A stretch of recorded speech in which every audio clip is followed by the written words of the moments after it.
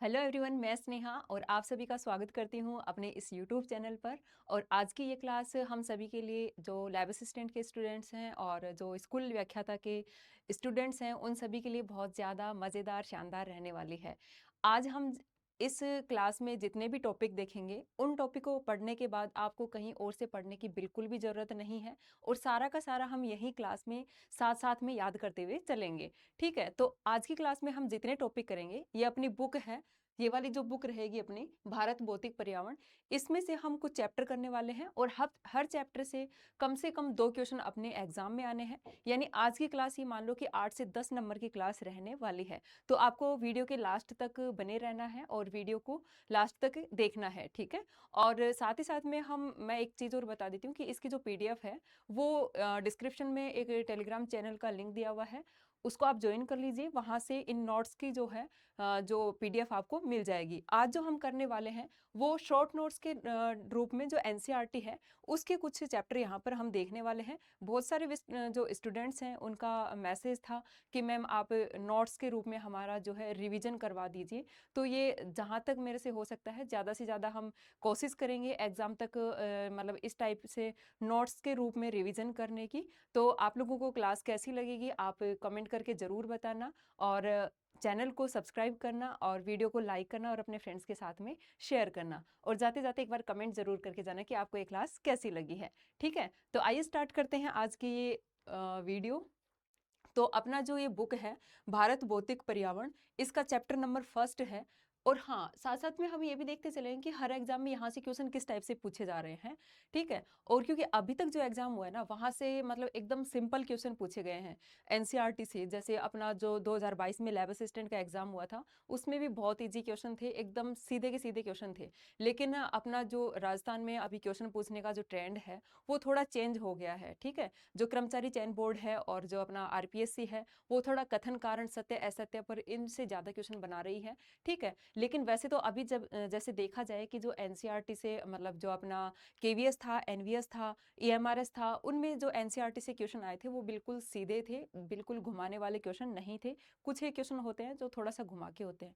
लेकिन अपने राजस्थान में जो पेपर बन रहे हैं उनको ध्यान में रखते हुए हम यहाँ पर क्लास में जो करेंगे साथ साथ में देखते जाएंगे कि यहाँ पर कथन कारण वाले क्वेश्चन कैसे पूछे जाएंगे और सीधे सीधे क्वेश्चन कैसे पूछे जाएंगे और अभी तक इन चैप्टर से किस टाइप के क्वेश्चन पूछे गए हैं ये भी हम साथ साथ में देखते हुए चलेंगे। ठीक है, तो आइए स्टार्ट करते हैं आज का वीडियो।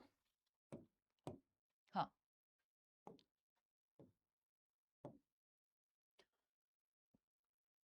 भारत और स्थिति, चैप्टर का नाम है भारत और स्थिति। भारत की मुख्य भूमि उत्तर में कश्मीर से दक्षिण में कश्मीर से लेकर दक्षिण के कन्याकुमारी तक और पूर्व में अरुणाचल प्रदेश से पश्चिम में गुजरात तक फैली हुई है। देखो मतलब यहाँ पर ऐसा नहीं है कि हम एनसीईआरटी के साथ क्या होता है। अब ये वाला जो वीडियो देखने के बाद आपको पता चलेगा कि हमें एनसीईआरटी किस तरीके से पढ़नी है, ठीक, और किस तरीके से पढ़नी चाहिए। क्योंकि अक्सर यही होता है कि हम इंपॉर्टेंट पढ़ लेते हैं उसमें से और कुछ चीज़ें छोड़ के चले जाते हैं और जब एग्जाम में जाते हैं तो जो चीज़ें हम छोड़ के जाते हैं वही हमें एग्जाम में देखने को मिलती है। इसलिए इन दोनों चैप्टर से मैंने कोशिश की है कि कुछ भी ना छूटे। यहाँ से पढ़ने के बाद आपको कहीं से भी पढ़ने की जरूरत नहीं पड़ेगी, इतनी मेरी यहाँ पर कोशिश रहेगी। ठीक है, तो ये सब तो हम सभी जानते हैं कि उत्तर में कश्मीर से लेकर दक्षिण में कन्याकुमारी तक और पूर्व में अरुणाचल प्रदेश से पश्चिम में गुजरात तक जो है भारत की मुख्य भूमि का विस्तार है। ठीक है, फिर उसके बाद में है कि भारत का सीमा अंतर्गत क्षेत्र आगे समुद्र की ओर 12 समुद्री मील यानी लगभग 21.9 किलोमीटर तक फैला हुआ है। तो ये वाला क्वेश्चन अभी जो एक एग्जाम हुआ था इस एग्जाम में जो है पूछा गया था, अभी नहीं मतलब जो एएमआरएस का एग्जाम हुआ था 2023 में, उसमें ये क्वेश्चन पूछा था कि जो भारत का सीमांतर्गत क्षेत्र समुद्र की ओर कितना किलोमीटर तक फैला हुआ है, उसमें ये वाला डाटा दिया हुआ था 21.9 किलोमीटर। और साथ ही साथ में अगर आपको समुद्री मील में पूछा जाए तो ये हो जाएगा 12 समुद्री मील। तो ये दोनों चीजें हमें याद होनी चाहिए। ठीक है, अभी के अभी क्लास में आपको याद करना है। फिर है समुद्री मील बराबर कितना होता है, यानी एक समुद्री मील बराबर कितना होता है, 72,960 इंच होता है। दूसरा है मानक मील बराबर, यानी एक मानक मील बराबर कितना होगा, 63,360 इंच। ठीक है, फिर है एक मानक मील बराबर लगभग, नहीं ये एक मानक मील नहीं होगा, यहाँ है समुद्री मील बराबर टोटली दिया हुआ है इंच में दिया हुआ है। ठीक है, ये इंच में दिया हुआ है, एक का ही है, सॉरी। और यहाँ हमें दिया हुआ है किलोमीटर में, तो 1 मानक मील बराबर किलोमीटर में कितना होगा 1.6 किलोमीटर। लगभग पॉइंटों में अगर पूछा जाए तो 1.584 किलोमीटर, ये है मानक मील। फिर है समुद्री मील। समुद्री मील कितना है, एक समुद्री मील बराबर होता है लगभग 1.8 किलोमीटर या फिर 1.824 किलोमीटर। तो इसमें से अभी तक ये वाला क्वेश्चन भी पूछा गया है कि एक समुद्री मील बराबर कितना होता है, ठीक है, और ये भी यहाँ से पूछा गया है। तो ये तो है नहीं कि जो पूछे गए हैं सारे के सारे वही पूछे जाएंगे, जो पूछे गए हैं वो रिपीट जरूर होते हैं, लेकिन उनके अलावा भी पूछे जाने की पूरी संभावना रहती है। तो इस वाली जो ये वाली जो स्लाइड है, हमें किन किन चीज़ों का ध्यान रखना है कि सीमांतर्गत जो भारत का जो समुद्र की ओर कितना क्षेत्र है 12 समुद्री मील, और अगर इसको किलोमीटर में लिखेंगे तो वो 21.9 किलोमीटर आएगा। और साथ साथ में आपको ये वाली चीजें भी याद करते हुए जाना है। नेक्स्ट है कि देश की दक्षिणी सीमा बंगाल की खाड़ी में, देश की दक्षिणी सीमा बंगाल की खाड़ी में, बंगाल की खाड़ी में 9 डिग्री, ये है 9 डिग्री 4, ये हो जाएगा यहाँ पे सॉरी 6 डिग्री 45 मिनट, ठीक है, ये थोड़ा सा टाइपिंग मिस्टेक है, आप इसको थोड़ा ठीक कर लेना, ठीक है। ये है 6 डिग्री 45 मिनट उत्तर अक्षांश के साथ निर्धारित होता है। ये वाला क्वेश्चन भी एग्जाम में पूछा हुआ है, सीधा का सीधा एनसीईआरटी से सीधी की सीधी लाइन उठा के क्वेश्चन पूछी जाती है कि भारत की दक्षिणी सीमा बंगाल की खाड़ी में कितने अक्षांश पर है, तो ये है 6 डिग्री 45 मिनट अक्षांश के साथ निर्धारित होती है। उसके बाद में है कि भारत का अक्षांशीय और देशांतरी विस्तार लगभग कितना है 30 डिग्री है, जबकि उत्तर से दक्षिण तक इसकी वास्तविक जो दूरी है वो 3214 किलोमीटर है, और पूर्व से पश्चिम की तरफ इसकी दूरी कितनी है 2933 किलोमीटर है। तो ये जो अक्षांशीय और देशांतरी विस्तार है वो लगभग कितना है 30 डिग्री है। कैसे है, अगर हम जैसे माइनस करते हैं 37 6 और 8 डिग्री 4 मिनट, ठीक है, इनको माइनस करेंगे तो लगभग लगभग कितना आएगा यहाँ पर 30 आएगा, ठीक है, 30 डिग्री अक्षांश का अंतर आएगा। इसी प्रकार से मतलब देखो हम ऐसे देखते हैं ना कि ये हो गया 8 डिग्री 4 मिनट और 37 डिग्री 6 मिनट, और ये तो हो गया अक्षांशीय विस्तार, और देशांतरी विस्तार हो जाएगा 68 डिग्री 7 मिनट, ठीक है, और 57 डिग्री 25 मिनट है। तो इसको और इसको माइनस करेंगे तो लगभग 30 डिग्री आएगा, ठीक है, और इसको देशांतरी विस्तार को और इस देशांतरी विस्तार को माइनस करेंगे तो भी कितना आएगा 30 डिग्री आएगा, ठीक है। तो लगभग इन दोनों का अंतर 30 डिग्री आता है, इसीलिए यहाँ कहा गया है कि अक्षांशीय व देशांतरी विस्तार लगभग कितना है 30 डिग्री है। और इसकी जो दूरी है, लंबाई है, जो भारत की लंबाई है ये भी पूछी गई है, ठीक है, लंबाई, क्योंकि ये चीजें कथन कारण में दे देंगे, आपको उल्टा करके दे देंगे। कैसे, ये उत्तर से दक्षिण की जो दूरी है वो है 3214 किलोमीटर, हो सकता है इसको 2933 किलोमीटर कर दे, इसलिए आपको ये यहाँ पर याद रखनी है, ठीक है। नेक्स्ट है कि भारत का दक्षिणी हिस्सा उष्ण कटिबंध में, देखो इस टाइप वाले ना ये आते हैं कथन कारण में, ठीक है, भारत का दक्षिणी हिस्सा उष्ण कटिबंध में, ठीक है, और उत्तरी हिस्सा उपोष्ण कटिबंध या कोष्ण शीतोष्ण कटिबंध में स्थित है।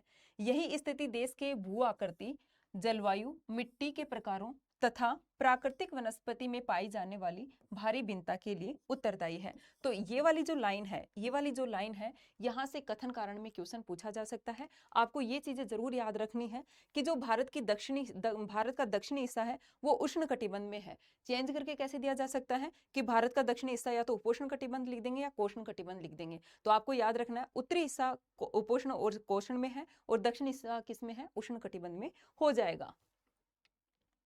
नेक्स्ट है कि देश के देशांतरी विस्तार के मध्य का अंतर 30 डिग्री है, जिस कारण सूर्य से पश्चिम के समय में 2 घंटे का अंतर हमें देखने को मिलता है। ये अभी हमने देखा है कि जो अक्षांशीय और देशांतरी विस्तार है उसका अंतर लगभग 30 डिग्री है।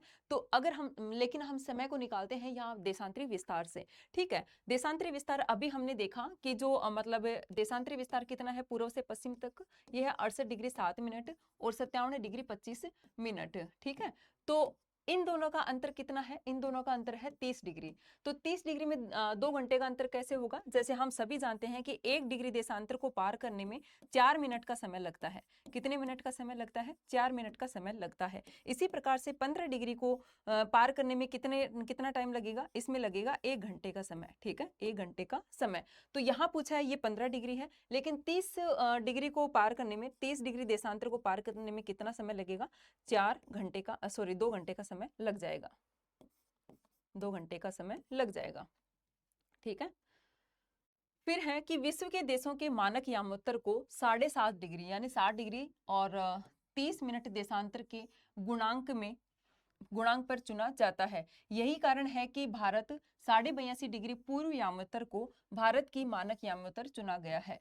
तो ये वाला क्वेश्चन भी बहुत बार पूछा गया है कि भारत का यामोत्तर जो मानक समय है वो कितना है? 82.5 डिग्री है, ग्रीनविच रेखा से 5.5 घंटे आगे है, ठीक है। और साथ ही साथ में मतलब ये भी है कि जो पूरा ग्लोब है उसको 7.5 के गुणांक में 24 समय कटिबंधों में बांटा गया है, ठीक है। ऐसे क्या है, मान लो ये ग्लोब है और ये है 0 डिग्री अक्षांश, 0 डिग्री देशांतर रेखा, ठीक है।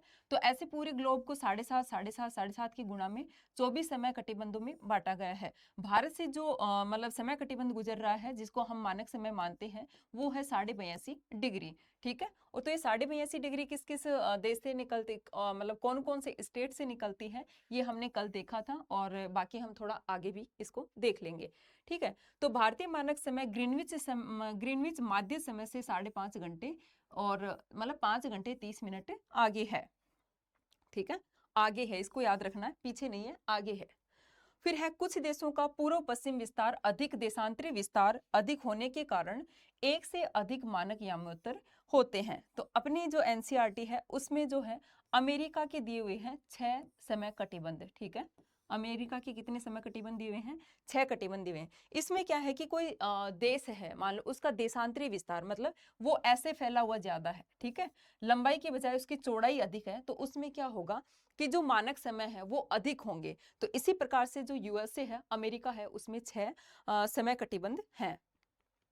नेक्स्ट है, ये अपने एनसीईआरटी में दिया हुआ है, पूछेंगे नहीं पूछेंगे पता नहीं, बस एनसीईआरटी में से कुछ भी लाइन छोड़नी नहीं है, ठीक है। ये है कि 2 जून 2014 को 2 जून 2014 को तेलंगाना भारत का नया राज्य बना था। फिर है भारत का क्षेत्रफल कितना है? ये है 32.8 लाख वर्ग किलोमीटर, ठीक है। इसको हम कैसे लिखेंगे? 32,87,263 वर्ग किलोमीटर, जो कि विश्व के स्थलीय भाग का कितना है? 2.4% भाग है। ये दोनों ही एग्जाम में पूछे गए हैं कि भारत का क्षेत्रफल कितना है और यह विश्व के कुल क्षेत्रफल का कितना प्रतिशत है। तो भारत का क्षेत्रफल कितना है बताओ? ये है 32.8 वर्ग किलोमीटर, ठीक है, 8 लाख वर्ग किलोमीटर। अगर किलोमीटर में वैसे पूछा जाए कि 32,87,263 वर्ग किलोमीटर, यह विश्व के कुल प्रतिशत का कितना भाग है? ये है 2.4%। ये अभी अभी किसी एग्जाम में पूछा गया था, ठीक है। जो आकार है इसका किस टाइप से है कि जो भारत है उसके उत्तर दक्षिण पूर्व पश्चिम में क्या है, ये हमें इसमें देखना है कि उत्तर में जो भारत है उसके उत्तर में हिमालय पर्वत, ठीक है, उत्तर पश्चिम में है हिंदू कुश व सुलेमान श्रेणी, और उत्तर पूर्व में है पूर्वांचल की पहाड़ियां, तथा दक्षिण में क्या है? विशाल हिंद महासागर से सीमांकित एक वृहद भौगोलिक इकाई है जिसको क्या कहा गया है? जिसको कहा गया है भारतीय उपमहाद्वीप, ठीक है, भारतीय उपमहाद्वीप। तो ये पूछा जा सकता है कि भारतीय उपमहाद्वीप की सीमा कौन कौन किधर मतलब निर्धारित करते हैं? तो उत्तर में हिमालय हो जाएगा, उत्तर पश्चिम में हिंदुकुश और सुलेमान श्रेणियां हो जाएंगी, और उत्तर पूर्व में पूर्वांचल की पहाड़ियां और दक्षिण में हिंद महासागर हो जाएगा। तो जो भारतीय हिंद महासागर है उसमें कौन कौन से देश आते हैं? भारतीय उपमहाद्वीप में, सॉरी, तो भारतीय उपमहाद्वीप में कौन कौन से आएंगे? यहाँ पर अपने एनसीईआरटी में जो दिया हुआ है वो है पाकिस्तान, नेपाल, भूटान, बांग्लादेश और भारत, यानी 5 देश के नाम दिए हुए हैं। ये पांचों के पांचों आपको याद होने चाहिए। एग्जाम में किसी एक का नाम हटा देंगे और किसी दूसरे देश का नाम यहाँ पर दे देंगे कि निम्नलिखित में से कौन सा भारतीय उपमहाद्वीप में शामिल नहीं है। तो हमें याद रखना है कि भारत के मतलब चारों पड़ोसी देश हैं, श्रीलंका का इसमें नाम नहीं है, ठीक है। भारत, नेपाल, भूटान और बांग्लादेश और भारत इसमें शामिल है। फिर है दर्रे, तो दर्रे कौन कौन से हैं? प्रमुख दर्रे कौन कौन से हैं? एक तो है खैबर, बोलन, सिपकिला, नाथुला और बोमडीला, ये प्रमुख दर्रे हैं। फिर है भारत की संपूर्ण तटरेखा द्वीप समूहों समेत कितनी है, मतलब भारत की संपूर्ण तटरेखा की बात हुई है यहाँ पर, ठीक है, तटरेखा की बात की गई है। संपूर्ण तटरेखा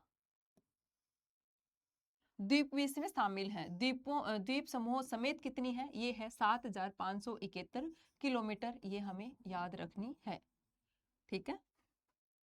किलोमीटर में है, कितनी है, 7517 किलोमीटर, ठीक है। भारत एवं उसके पड़ोसी देश कौन कौन से हैं, श्रीलंका और मालदीव हिंद महासागर में स्थित दो द्वीपीय देश हैं जो भारत के पड़ोसी हैं। ये वाला क्वेश्चन भी पूछा हुआ था कि भारत का कौन सा पड़ोसी देश द्वीपीय है, तो श्रीलंका और मालदीव हैं। श्रीलंका भारत के मन्नार की खाड़ी और पाक जल संधि के द्वारा अलग है, ये वाला क्वेश्चन भी पूछा गया है। मतलब एक एक लाइन यहाँ पर एनसीईआरटी के इंपॉर्टेंट है कि जो श्रीलंका है भारत से किससे अलग होता है, एक तो उसमें आंसर था अपना मन्नार की खाड़ी, ठीक है। ये अभी मैंने कुछ क्वेश्चन करवाए थे, उसी में ये क्वेश्चन था। एक तो है मन्नार की खाड़ी और एक है जलपाक संधि। इससे क्या होता है, इससे होता है श्रीलंका भारत से अलग होता है, ठीक है। ये डायग्राम दिया हुआ है, इसको मतलब आप एक बार एनसीईआरटी से देख लेना, यहाँ पे थोड़ा सा क्लियर नहीं दिख रहा है, फिर भी हम देखने की कोशिश करेंगे, ठीक है। ये क्या है, ये भारत का मैप है और ये इसके बीचों बीच से कौन सी रेखा गुजर रही है, ये गुजर रही है 23.5 डिग्री, 23.5 डिग्री करक रेखा, करक रेखा, ठीक है। तो ये कितने राज्यों से गुजर रही है, यहाँ है गुजरात, ठीक है, 1 नंबर पे हो जाएगा गुजरात। ये दिख भी नहीं रहा इस पे, तो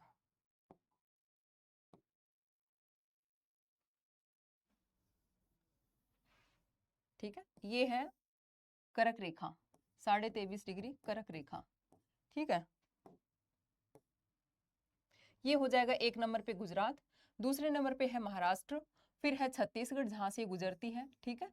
फिर आ जाएगा झारखंड, फिर वेस्ट बंगाल, ये है वेस्ट बंगाल, फिर है त्रिपुरा और उसके बाद में है मिजोरम, जहां से मतलब ये 8 स्टेट से जो है 23.5 डिग्री गुजरती है। आप एक बार इसको एनसीईआरटी में जाकर के ये जो वाला डायग्राम है ये जरूर देख लेना, ठीक है। और ये 8 राज्य कौन कौन से हैं इनको भी देख लेना। और कई बार ये भी पूछा गया है कि जो कर्क रेखा है उसके ऊपर कौन सी स्टेट की राजधानी है, तो वो हो जाएगी मिजोरम की आइजोल, ठीक है। और इनका क्रम भी पूछ लिया जाता है कई बार, तो ये भी यहाँ पर मिजोरम और मणिपुर में बहुत सारे लोग कंफ्यूज होते हैं, तो मणिपुर जो है ऊपर है, ठीक है।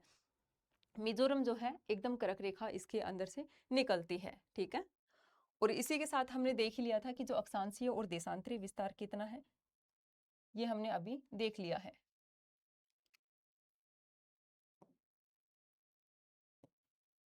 ठीक है। यहां से और यहां तक का, और यहां से और यहां तक का, ठीक है। और जो ये अंडमान निकोबार दिया हुआ है इसका कितना है, इसका है 6 डिग्री 45 मिनट, ठीक है, 45 मिनट। और जो मुख्य भूमि से पूछे तो भारत का कितना है, 8 डिग्री 4 मिनट से 37 डिग्री 6 मिनट के बीच में, ये है अक्षांशीय विस्तार। देशांतरीय विस्तार इसका कितना हो जाएगा, ये आपको याद होना चाहिए, इसीलिए मैं बार बार बता रही हूँ, ठीक है।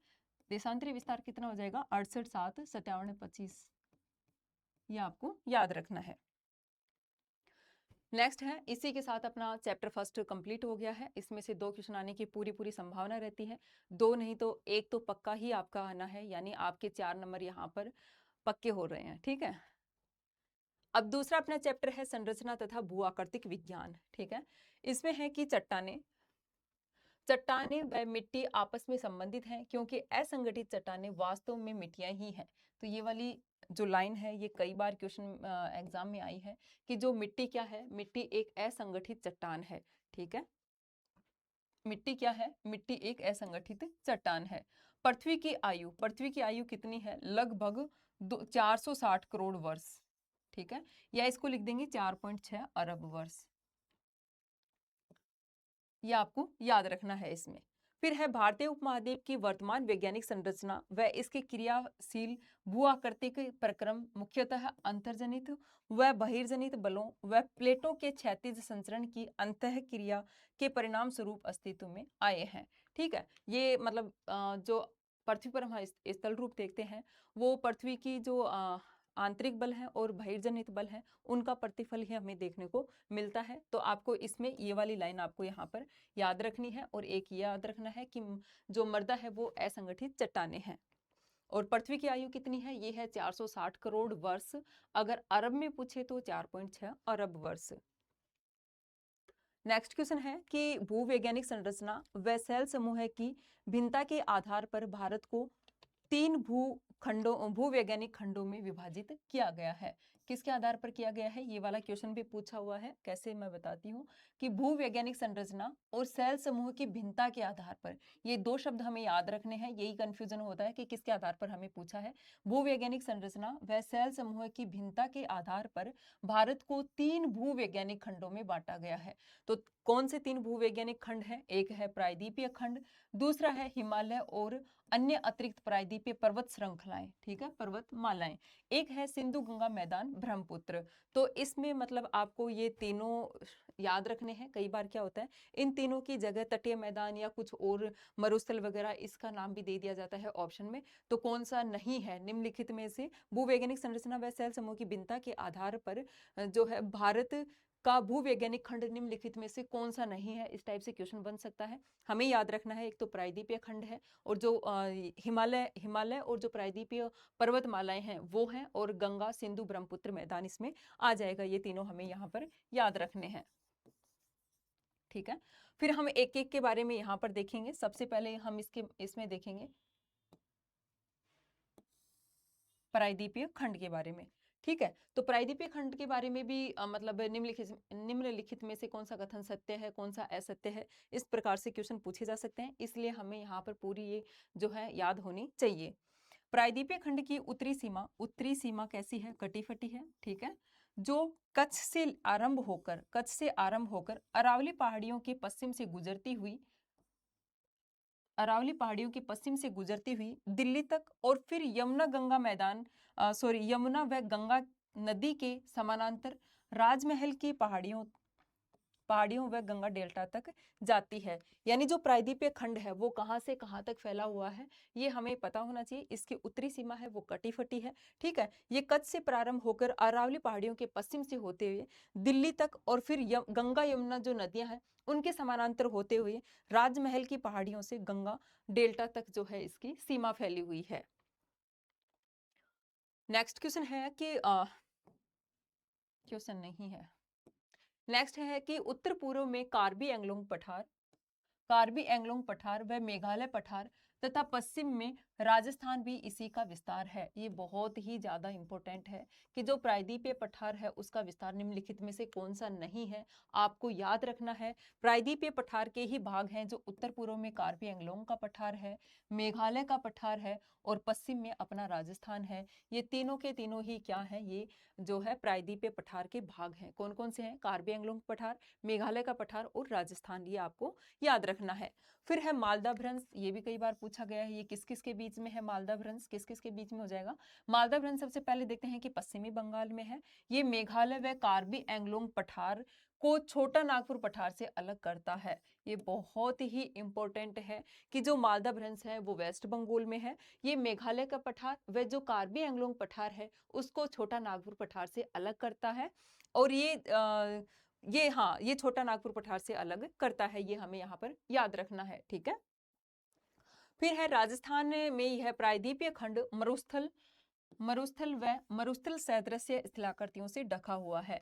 तो ये ऊपर आ गई थी कि जो प्रायद्वीपीय खंड है, जो राजस्थान है उसका मरुस्थलीय जो भाग है वहां तक का, वो प्रायद्वीपीय जो खंड है उसी से ढका हुआ है, ठीक है।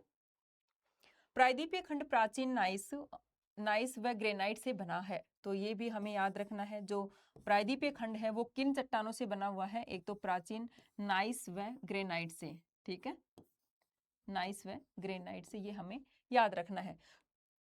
कैम्ब्रियन कल्प से यह भूखंड कठोर खंड के रूप में स्थित है।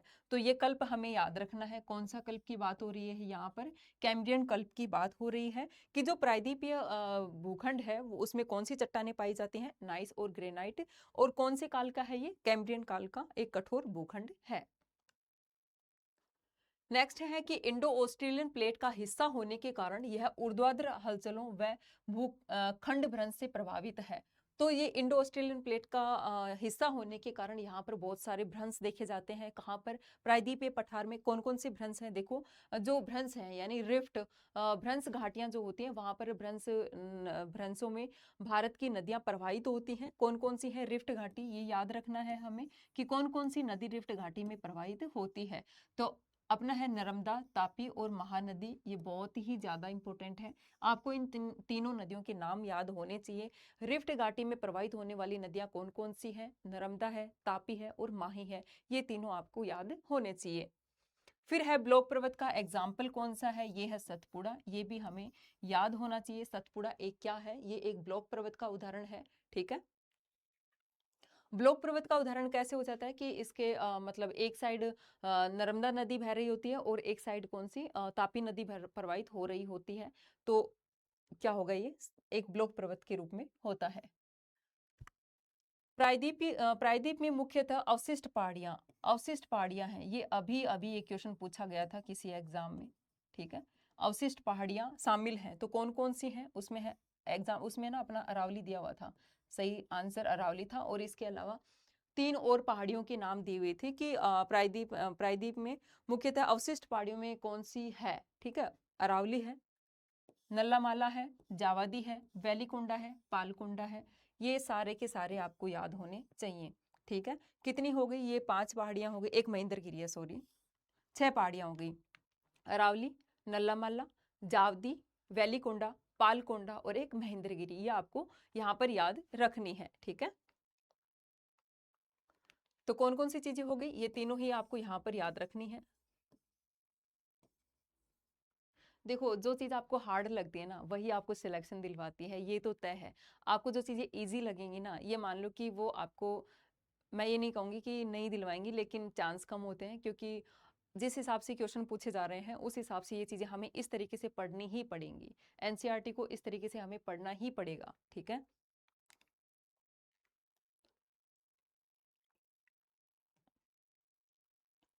फिर है प्रायद्वीपीय खंड की नदी घाटियां उथली और उनकी प्रवणता कम होती है। तो ये भी कई बार कथन कारण वाले क्वेश्चन में पूछा जाता है। जो प्रायद्वीपीय खंड है उसकी जो नदियां हैं वो कैसी हैं? वो उथली है, उथली और उनकी जो है प्रवणता कम होती है। उथली व उनकी प्रवणता कितनी क्या होती है? कम होती है। फिर है हिमालय और अन्य अतिरिक्त प्रायद्वीपीय पर्वतमालाएं। अभी हम देख रहे थे प्रायद्वीपीय पठार के बारे में। ठीक है, जो हमने 3 भाग देखे थे उसमें से प्रायद्वीपीय पठार कंप्लीट हो गया है। दूसरा पार्ट है हिमालय और अन्य अतिरिक्त प्रायद्वीपीय पर्वतमालाएं कौन कौन सी हो जाएंगी। हिमालय व अतिरिक्त प्रायद्वीपीय पर्वतमालाओं की भूवैज्ञानिक संरचना कैसी है? ये हमें याद रखनी है। कैसी है? युवा है ना। ये पहाड़ियां कैसी है? युवा, दुर्बल और लचीली। ठीक है, ये तीनों शब्द हमें यहाँ पर याद रखने हैं। फिर है ये पर्वत वर्तमान समय में भी बहिर्जनित तथा अंतर्जनित बलों की क्रियाओं से प्रभावित है। इसके परिणाम स्वरूप इसमें वलन, हाँ वलन, ठीक है, भ्रंश और क्षेप थ्रस्ट बनते हैं। ठीक है, वलन फोल्ड है, भ्रंश फोल्ट है और शेप क्या है? थ्रस्ट है। तो इस प्रकार के जो है मतलब ये पर्वत वर्तमान समय भी कौन कौन सी बलों से प्रभावित हैं? ये है बहिर्जनित और अंतर्जनित बलों से प्रभावित होने के कारण इसमें वलन, भ्रंश और छेप की जो थ्रस्ट की जो है हमें देखने को मिलते हैं। ठीक है, फिर है इन पर्वतों की उत्पत्ति विवर्तनिक हलचलों से हुई है। ठीक है, ये जो पर्वत हैं इनकी उत्पत्ति विवर्तनिक हलचलों से होने के कारण ही क्या है कि ये मतलब इनमें वलन हमें देखने को मिलते हैं। तेज बहाव वाली नदियों से अपरतित ये पर्वत अभी भी युवा अवस्था में है। ये हमें याद रखना है, ये युवा अवस्था में है। गोर्ज, ठीक है, यहाँ पर हमें गोर्ज, वी आकार की घाटी और छिप्रिकाएं जलप्रपात देखने को मिलते हैं। तो हमें इसमें जो याद रखने वाली बात है वो कौन सी है कि जो ये पर्वतमालाएं हैं ये युवा है, दुर्बल है, लचीली है। इनमें जो है गोर्ज कैनियन, वी आकार की घाटियां और छिप्रिकाएं देखने को मिलती हैं और इसमें वलन, भ्रंश और क्षेपण भी देखने को मिलते हैं। नेक्स्ट है कि सिंधु गंगा ब्रह्मपुत्र मैदान। ठीक है, यह एक भू अभिनति गर्त है, ये एक बार पूछा गया है। ठीक है, जो सिंधु गंगा का मैदान है वो क्या है? ये एक भू अभिनति गर्त है। इसका निर्माण लगभग 6.4 करोड़ वर्ष पहले हुआ है। तो ये भी आपको याद रखना है कि जो ये गंगा सिंधु गंगा ब्रह्मपुत्र मैदान है, ये एक भू अभिनति गर्त है और इसका निर्माण 6.4 करोड़ वर्ष पहले हुआ है।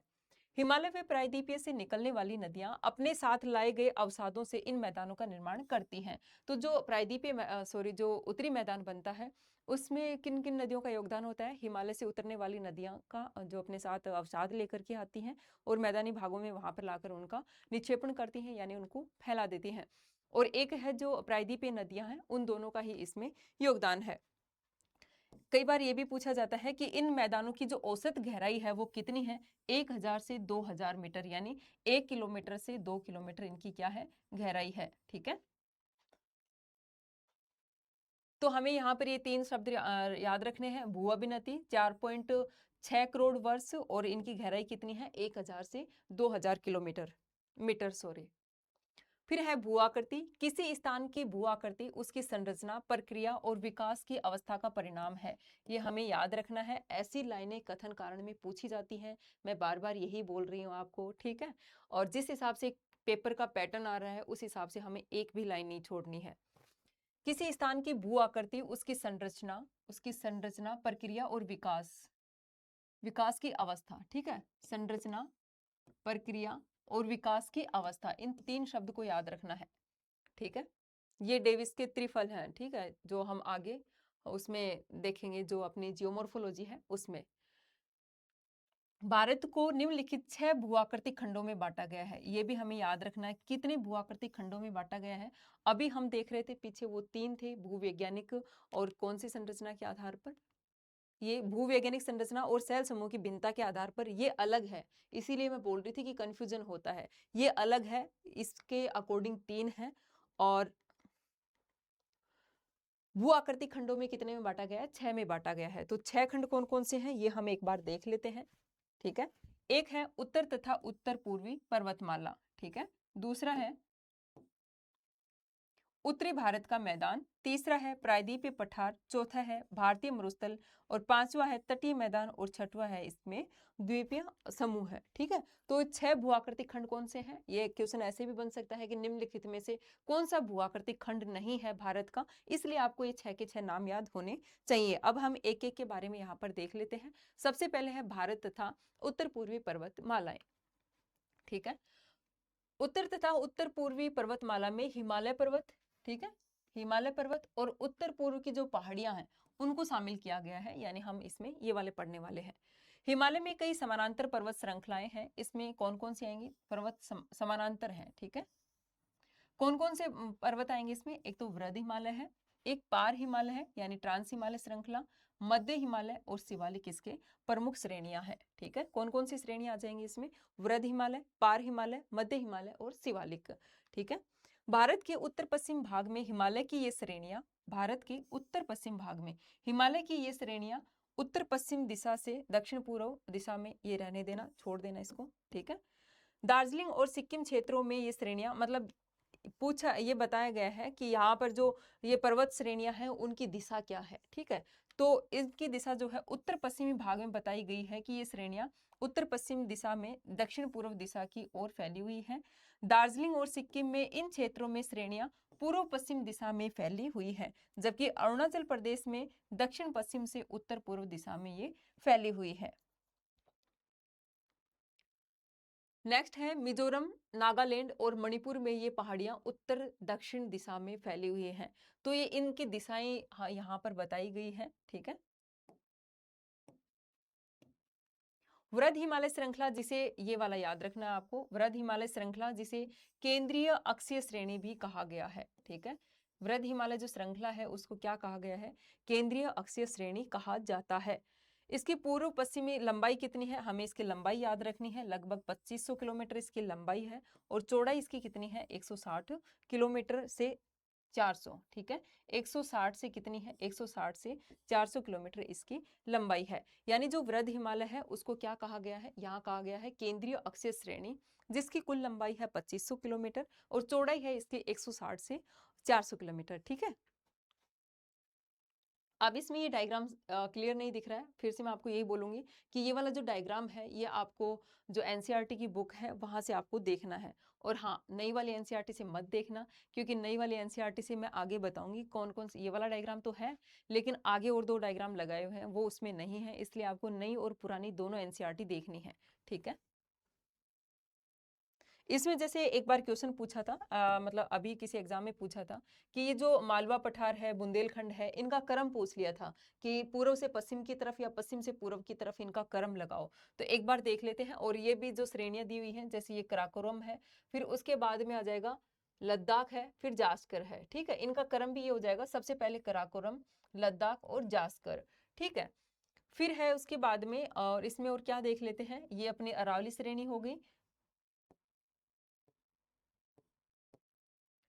पूछा ये था कि मालवा का पठार, बुंदेलखंड, बघेलखंड, छोटा नागपुर पठार। ठीक है, इनका क्रम उसमें लगाना था। ठीक है, तो पहले आएगा मालवा का पठार। ठीक है, पहले अरावली श्रेणी, फिर मालवा का पठार, फिर बुंदेलखंड है, फिर बघेलखंड है, और उसके बाद में क्या है, छोटा नागपुर का पठार है। और ये है कैमूर श्रेणी। ठीक है, कैमूर श्रेणी। एक है यहाँ पर विंध्यन श्रेणी, और ये हो जाएगी सतपुड़ा श्रेणी, और ये है महादेव श्रेणी। तो इनका भी उत्तर से दक्षिण, पूर्व से पश्चिम, हमें सॉरी उत्तर से दक्षिण या दक्षिण से उत्तर की तरफ क्रम याद होना चाहिए। सबसे ज्यादा इंपॉर्टेंट तो ये वाले हैं जो पठार दिए हुए हैं, मालवा का पठार, बुंदेलखंड और बघेलखंड और छोटा नागपुर का पठार, इनका क्रम पश्चिम से पूर्व की तरफ ये हो जाएगा। जो श्रेणियां दी हुई हैं, पर्वत श्रेणियां, सबसे देखो ये कैमूर है, फिर यहाँ पर है ये विंध्यन श्रेणी है, सतपुड़ा है, और उसके बाद में कौन सी है, महादेव श्रेणी है। ये भी आपको यहाँ पर याद रखनी है। ये है कोंकण तट है, यहाँ पर है मालाबार तट। ठीक है, और ये है कोरोमंडल तट, ये है उत्तरी सरकार तट। ठीक है, और यहाँ है महेंद्रगिरी, और ये है चिल्का झील यहाँ पर। ठीक है, इसके बाद में यहाँ पे ये, चलो नॉर्थ ईस्ट वाला तो आगे आ जाएगा, उसमें हम यहाँ पर इसको देख लेंगे। बाकी ये जो मतलब ये पर चोटियां दी हुई हैं, धौलागिरी है, मकालू है, अन्नपूर्णा है। ठीक है, तो इनका भी आपको क्रम याद रखना है कि सबसे पूर्व में कौन सी है और पश्चिम में कौन सी है, तो इनका क्रम भी बहुत बार पूछ लिया जाता है। ये यहाँ पर हिंदू का श्रेणी है, पामीर की, जो पामीर का पठार है वहां से ये श्रेणियां निकल रही हैं। ठीक है, और ये सुलेमान श्रेणी है। तो इनको आप एक बार जाकर के एनसीईआरटी में जरूर देख लेना इस चैप्टर को, क्योंकि यहाँ से भी क्वेश्चन, मतलब ये जो डायग्राम है वहां से भी क्वेश्चन बहुत बार बनते हैं। उच्चावच पर्वत श्रेणियों के संरेखण और दूसरी भू आकृतियों के आधार पर हिमालय को 5 खंडों में, देखो अभी तक हम क्या पढ़ रहे थे, जो भारत का, मतलब भारत के जो भू आकृतिक खंड है उसमें 6 खंड थे, इसके बारे में पढ़ रहे हैं हम अभी, उत्तर तथा उत्तर पूर्वी हिमालय। इसको भी आगे 5 खंडों में बांटा गया है। ठीक है, इसको भी आगे 5 खंडों में बांटा गया है। कौन से खंड है, पहला है कश्मीर तथा उत्तर पश्चिमी हिमालय। ठीक है, दूसरा है हिमाचल और उत्तरांचल हिमालय, तीसरा है दार्जिलिंग और सिक्किम हिमालय, चौथा है अरुणाचल हिमालय, और पांचवा है पूर्वी पहाड़ियां और पर्वत। ठीक है, अब हम इनके बारे में एक एक के बारे में देखेंगे आगे। पहला है कश्मीर या उत्तर पश्चिमी हिमालय। तो कश्मीर हिमालय में अनेक पर्वत श्रेणियां हैं।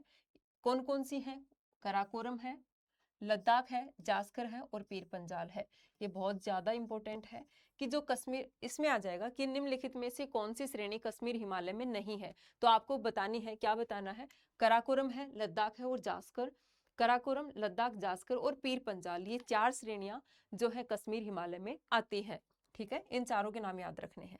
कश्मीर हिमालय का उत्तर पूर्वी भाग वृद्ध हिमालय और कराकोरम श्रेणियों के बीच स्थित है। यह एक ठंडा मरुस्थल है। तो ठंडा मरुस्थल किस किस के बीच में है, वृद्ध हिमालय और कराकोरम श्रेणी के बीच में स्थित है।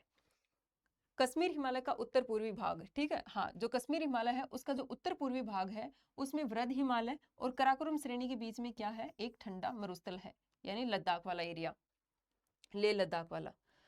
वृद्ध हिमालय और पीर पंजाल के बीच विश्व प्रसिद्ध कश्मीर घाटी और डल झील है। क्वेश्चन इसी टाइप से पूछे जाते हैं, फिर से यही बोलूंगी मैं कि जो इसमें पूछ लिया जाएगा कि जो कश्मीर घाटी, ठीक है, और डल झील किस किस के बीच में स्थित है, तो किस किस के बीच में स्थित है, वृद्ध हिमालय और पीर पंजाल के बीच में स्थित है। ठंडा मरुस्थल है वृद्ध हिमालय और कराकोरम श्रेणी के बीच में, और जो डल झील और कश्मीर घाटी है वो वृद्ध हिमालय और पीर पंजाल के बीच में स्थित है। ठीक है, ये आपको दोनों याद रखने हैं। यहाँ पर इसी प्रदेश में बाल्टोरा और सियाचिन हिमानी नदियां स्थित हैं। ये भी बहुत बार पूछा गया है कि कश्मीर हिमालय में निम्नलिखित में से कौन सी हिमानी नदी स्थित है। एक तो है बाल्टोरा, बाल्टोरा और एक है सियाचिन। ठीक है, ये 2 हिम नदियां हैं, बाल्टोरा और सियाचिन, ये आपको याद होना चाहिए। इस स्लाइड में बहुत सारी चीजें हैं, इंपॉर्टेंट है और आपको याद रखनी है। कश्मीर हिमालय करेवा के लिए प्रसिद्ध है। ठीक है, करेवा के लिए प्रसिद्ध है। करेवा क्या है? एक हिमोड मृदा है। ठीक है, जहां क्या की जाती है? जाफरान की खेती यानी केसर की खेती की जाती है। यह आपको याद रखना है। करेवा कहाँ है? कश्मीर हिमालय में है। किसके लिए प्रसिद्ध है? जाफरान की खेती के लिए प्रसिद्ध है। करेवा क्या है? करेवा कश्मीर हिमालय में अलग से इसमें दिया हुआ है। एनसीईआरटी में भी एक अलग से बॉक्स बना करके करेवा के बारे में दिया हुआ है कि करेवा क्या है कि कश्मीर हिमालय में अनेक दर्रे जैसे करेवा, हिमनद, चिकनी मिट्टी और दूसरे पदार्थों का हिमोड है। यानी ये क्या है? एक तरीके की हिमोड मृदा है। ठीक है, हिमोड पर मोटी परत के रूप में जमाव है, यानी कह दिया जाए इसको मोटा मोटा कि यह एक क्या है?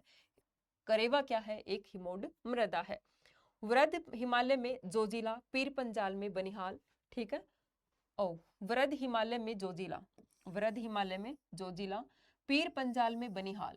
ठीक है, जास्कर श्रेणी में फोटूला और लद्दाख श्रेणी में खारदुंग जैसे महत्वपूर्ण दर्रे हैं।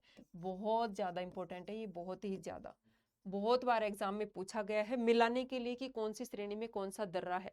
हमें यहाँ याद रखना है कि जो वृद्ध हिमालय है उसमें है जोजिला। ठीक है, वृद्ध हिमालय में कौन सा है? जोजिला। पीर पंजाल में है बनिहाल, पीर पंजाल में कौन सा है? बनिहाल। जास्कर श्रेणी में है फोटूला। ठीक है, जास्कर श्रेणी में कौन सा है? फोटूला। और लद्दाख श्रेणी में कौन सा है? खारदुंगला। ये आपको चारों के चारों याद होने चाहिए। यहाँ से क्वेश्चन आने की पूरी पूरी संभावना रहती है। यहाँ से क्वेश्चन बहुत बार पूछे भी गए हैं इनको मिलाने के लिए कि भाई कौन सी श्रेणी में कौन सा दर्रा है। तो आपको फिर से आपको यहाँ पर देख लेना है कौन सी श्रेणी में कौन सा दर्रा है। फिर है अलवण जल की झीलें कौन कौन सी हैं?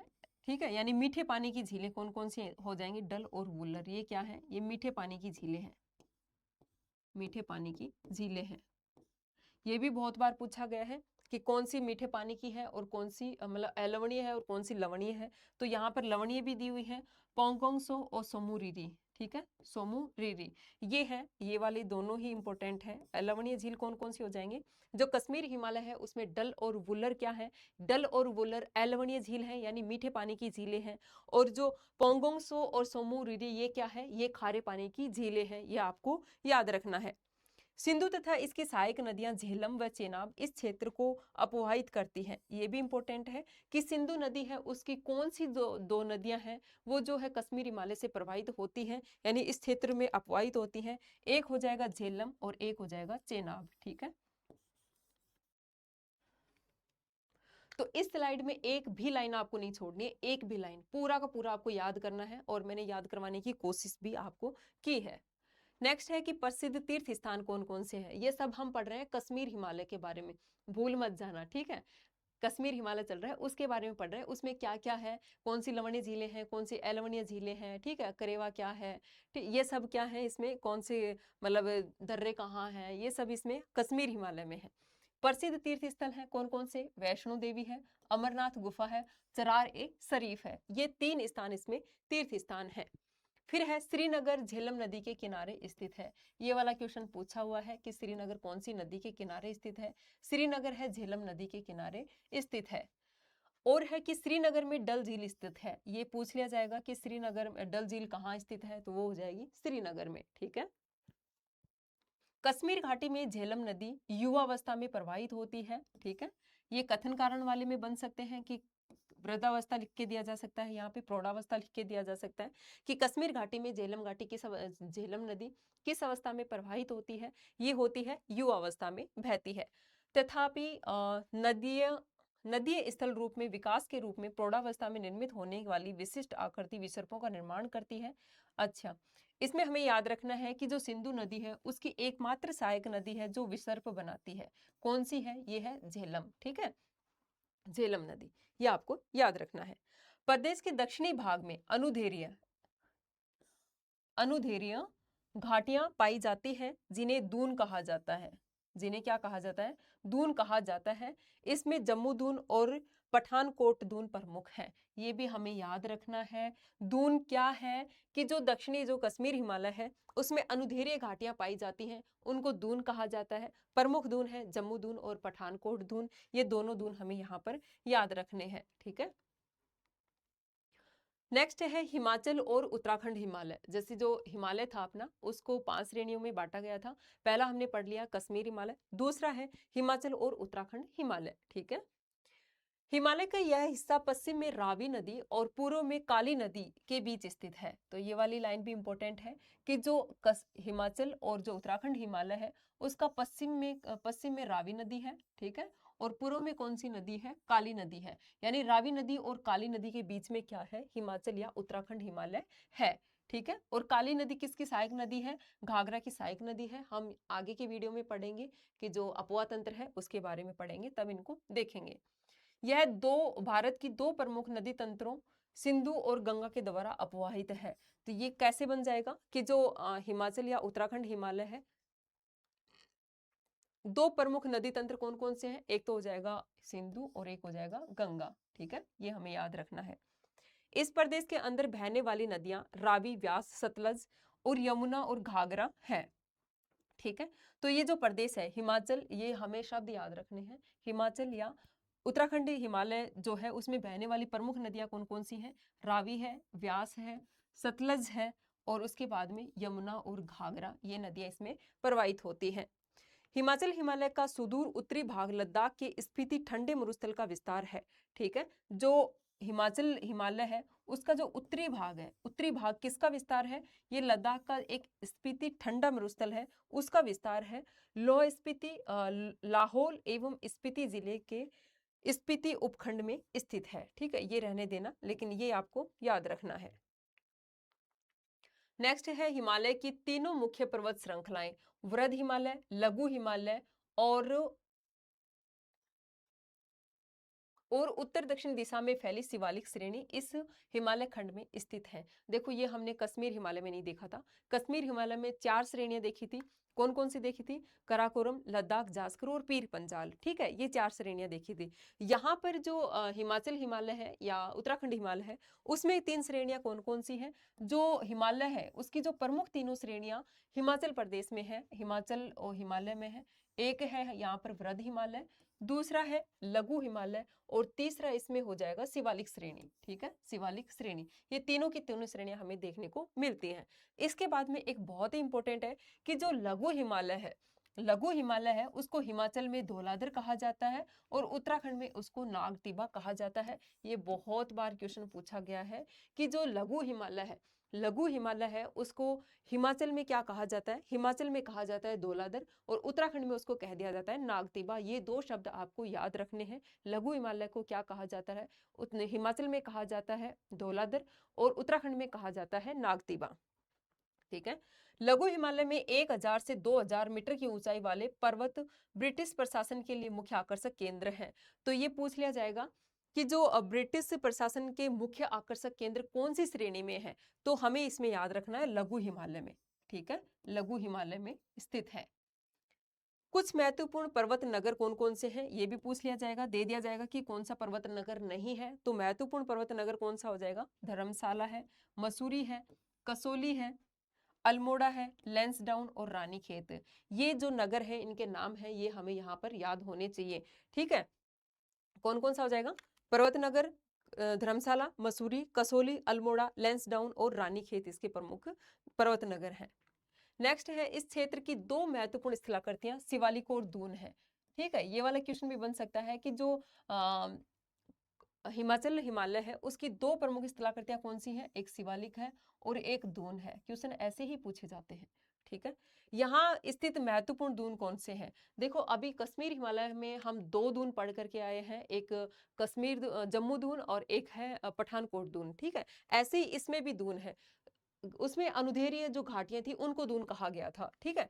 यहाँ भी दून है, कौन कौन सा, चंडीगढ़ कालका दून, ठीक है, एक है नालागढ़ दून, एक है देहरादून और एक है हरिके दून, कोटा दून। ये शब्द आपको याद रखने हैं, कौन कौन से दून है, चंडीगढ़ कालका दून, नालागढ़ दून, ठीक है, देहरादून, हरिके दून और कोटा दून इसमें शामिल है। देहरादून इसमें सबसे बड़ी घाटी है, ये हमें याद रखना है। दे दिया जाएगा कि कौन सी निम्नलिखित में सबसे बड़ी घाटी है, तो वो हो जाएगी देहरादून, जिसकी लंबाई कितनी है, लंबाई है इसकी 35 से 45 किलोमीटर और चौड़ाई है 22 से 25 किलोमीटर। ठीक है, फिर है निम्न या लघु हिमालय। जो लघु हिमालय है उसको निम्न हिमालय भी कहा जाता है। निम्न या लघु हिमालय और शिवालिक के बीच में स्थित लंबवत, देखो हो गया ना, शिवालिक के बीच में स्थित लंबवत, ठीक है, लंबवत घाटी को क्या कह दिया जाता है, दून कह दिया जाता है। जैसे अभी हमने देखा जो कश्मीर हिमालय है उसमें जो अनुधीरे घाटियां होती हैं, ठीक है, वो भी अनुधेय घाटियां यानी जो समानांतर घाटियां होती हैं उनको दून कहा जाता है। लेकिन लघु हिमालय में जो निम्न हिमालय है और शिवालिक के बीच, यानी आपको याद रखना है, लघु हिमालय और शिवालिक के बीच में स्थित लंबवत घाटी है उनको क्या कह दिया जाता है, दून कह दिया जाता है। नेक्स्ट है कि वृद्ध हिमालय की घाटियों में भोटिया प्रजाति के लोग रहते हैं।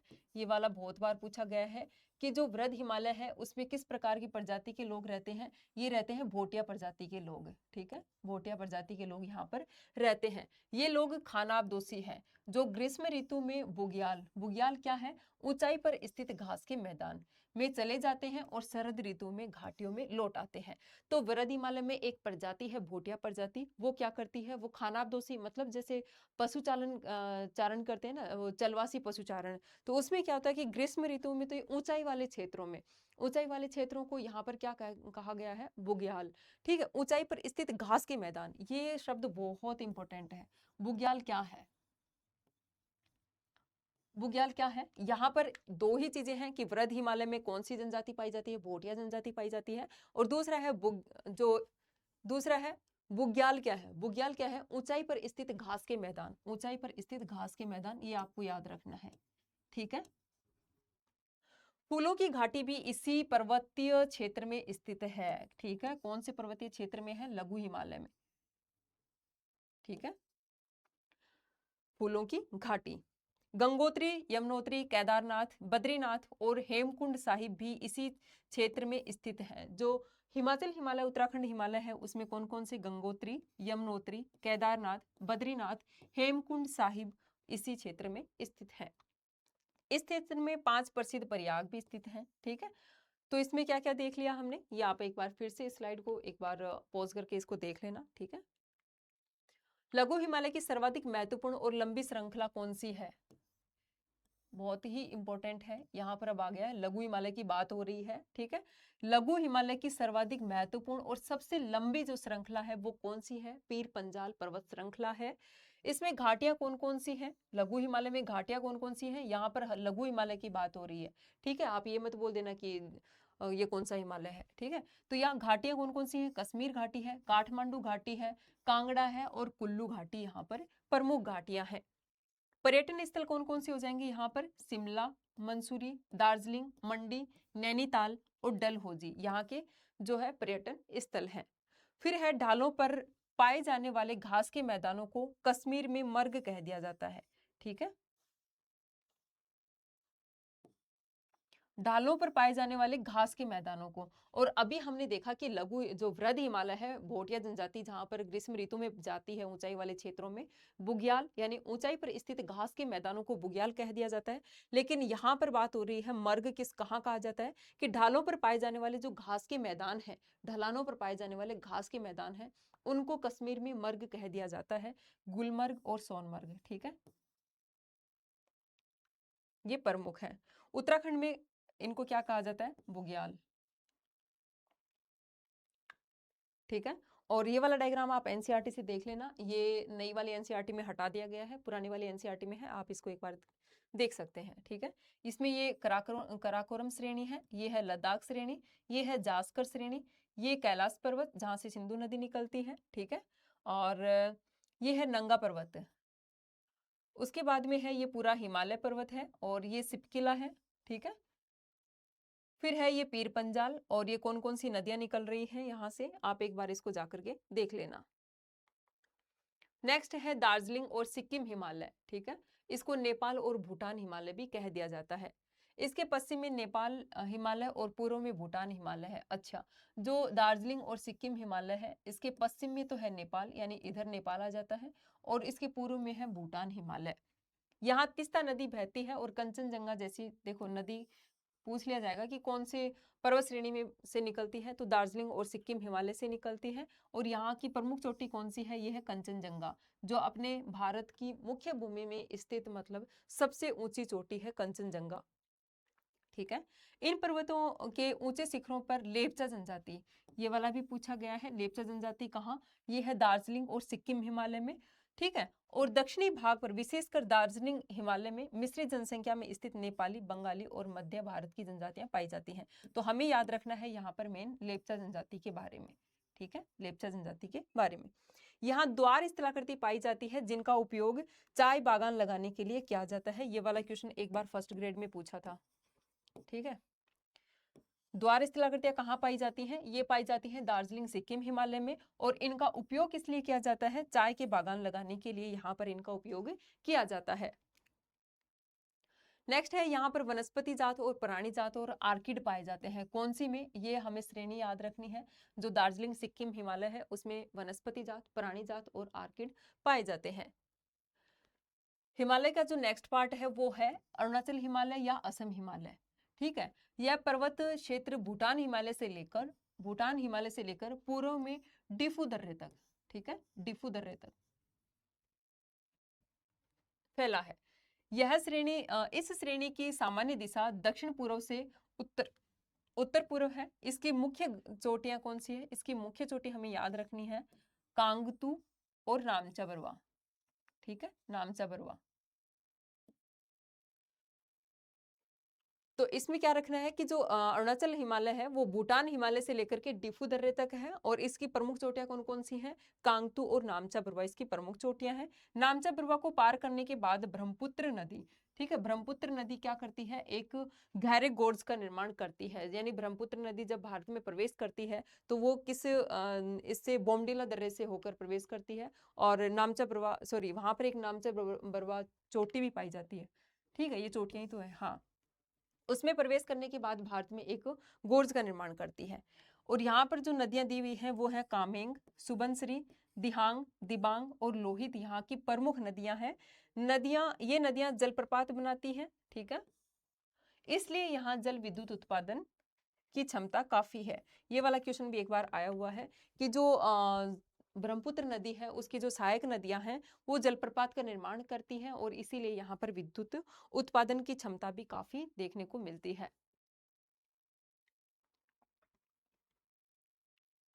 इस क्षेत्र में पश्चिम से पूर्व में बसी हुई जनजातियां इस प्रकार हैं। ये याद रखना है, दिशा कौन सी है, पश्चिम से पूर्व। कौन कौन सी है, मोनपा, डफला, अबोर, मिसिमी, निसी और नागा।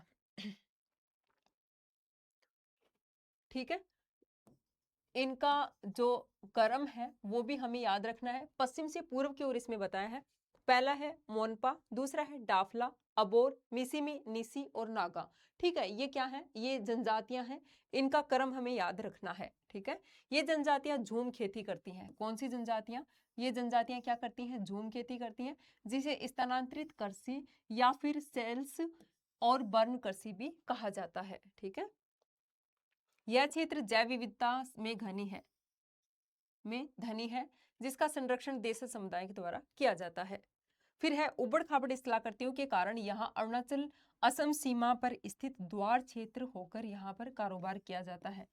ठीक है, अरुणाचल जो असम सीमा है वहां पर द्वार क्षेत्र है जहां से इन दोनों स्टेट के बीच में क्या होता है, व्यापार होता है। ठीक है, तो इसमें हमें किन किन बातों का ध्यान रखना है, मेनली तो जो पश्चिम से पूर्व की ओर जनजातियां हैं, मोनपा, डाफला, अबोर, मिसिमी, निसी और नागा, इनका याद रखना है। इनके द्वारा ये झूम खेती की जाती है। और ये वाला क्षेत्र है, यहाँ पर जैव विविधता हमें अधिक देखने को मिलती है। ठीक है, नेक्स्ट है कि पूर्वी पहाड़ियां और पर्वत। ठीक है, ये इसका जो हिमालय पर्वत है उसका लास्ट पार्ट है। इस भाग में पहाड़ियों की दिशा उत्तर से दक्षिण है। ठीक है, उत्तर से दक्षिण है।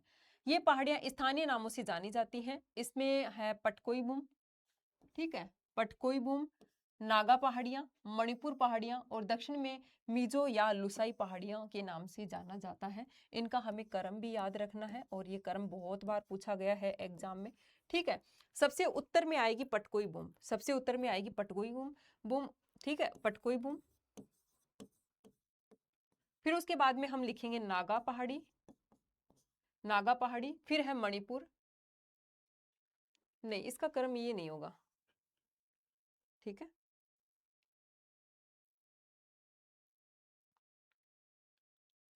एक बार देख लेते हैं, ठीक है, आगे डायग्राम भी दिया हुआ ना, हाँ ये नहीं होगा, नहीं नहीं सही है, सही है, ठीक है। सबसे पहले क्या आएगी, सबसे ऊपर ही ऊपर आएगी पटकोई बूम, ठीक है। पहले हमें एक बार ऐसे ना अपने उसमें भी लिख लेना है, पटकोई बूम, फिर उसके बाद में आएगी नागा, ठीक है, उसके बाद में आएगी मणिपुर, मणिपुर पहाड़ियाँ, और उसके बाद में आएंगी मिजो, मिजो पहाड़ी, जिनको क्या कहा जाता है, लूसाई पहाड़ी भी कहा जाता है। ये नाम भी बहुत बार देखिए पूछ लिया जाता है। लूसो पहाड़ियाँ, लूसाई पहाड़ियाँ कहाँ है, लूसाई पहाड़ियाँ हैं मिजोरम में है, ठीक है। तो इनका क्रम सबसे ज्यादा इंपॉर्टेंट है कि उत्तर से दक्षिण की तरफ या दक्षिण से उत्तर की तरफ इनका क्रम लगाना होता है। एक है कि जो ब्राक नदी है वो मणिपुर और मिजोरम की मुख्य नदी है, तो मणिपुर और मिजोरम की मुख्य नदी कौन सी हो जाएगी, ब्राक नदी है। मणिपुर घाटी में एक के मध्य एक लोकटक झील है, ये भी बहुत ज्यादा इंपॉर्टेंट है, बहुत बार यहाँ से पूछा गया है कि जो मणिपुर घाटी है उसके मध्य में कौन सी झील है, यानी लोकटक झील कहाँ है, तो कहाँ है। ज्यादा कंफ्यूजन तो हमें इसी चीज को लेकर होता है कि मणिपुर है या मिजोरम है, तो यहाँ पर मणिपुर हमें याद रखना है। तो हमें इसमें याद रखने वाली चीजें हैं, ये पहाड़ियों का क्रम है, नदी और एक लोकटक झील। नेक्स्ट है मिजोरम, जिसे मोलिसिस बेसिन भी कहा जाता है, मर्दुल और असंगठित चट्टानों से बना है। तो ये पूछ लिया जाता है कि जो मोलिसिस बेसिन है वो कौन से स्टेट में है, तो मिजोरम में है, ठीक है। मणिपुर के पूर्वी भाग में बहने वाली नदियां चिंदविन नदी की सहायक नदियां हैं, जो कि म्यांमार में बहने वाली इरावदी नदी की सहायक नदी है। तो मणिपुर में बहने वाली जो नदी है वो मुख्य नदी कौन सी हो जाएगी, यहाँ पर चिंदविन नदी हो जाएगी, और ये नदी जो म्यांमार में इरावदी नदी बहती है उसकी सहायक नदी है, ठीक है। तो एक बार इसको फिर यहाँ देख लेते हैं, डायग्राम जो दिया हुआ है। कंचनजंगा अभी हमने देखा, जो दार्जिलिंग या सिक्किम हिमालय है उसकी प्रमुख चोटी है और अपने भारत की सबसे ऊंची चोटी भी है, ठीक है। और इसी से यहाँ से निकल रही है ये तीस्ता रिवर, ठीक है।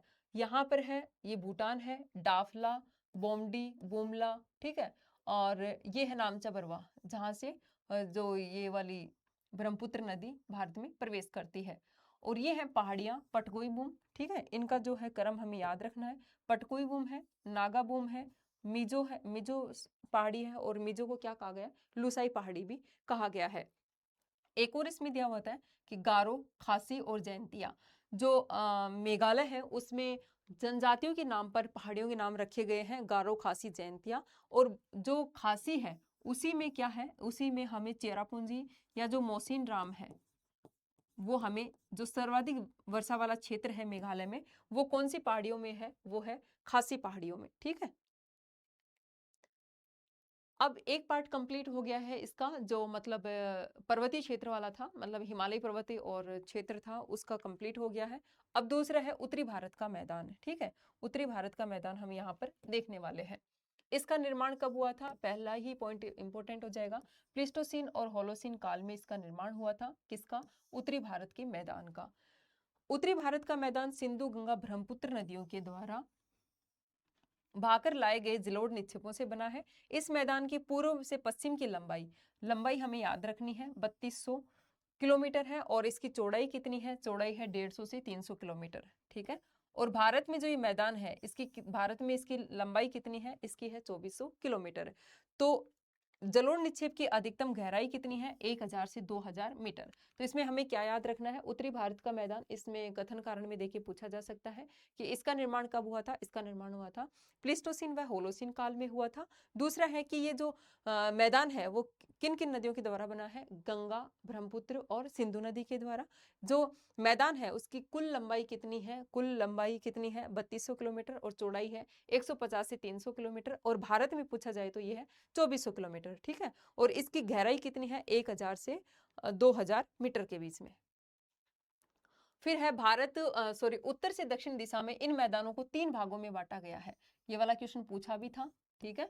उत्तर से दक्षिण में उनका क्रम लगाना था, भाबर, तराई और जलोढ़, ठीक है। यही पूछा था कि भाबर, तराई और जलोढ़ में वहां पूछा था खादर और बांगर। हम देखते हैं कि जो जलोढ़ मैदान है वो नवीन जलोढ़ मैदान है, खादर है, और पुराने जलोढ़ मैदान कौन से हैं, वो हो जाएंगे बांगर।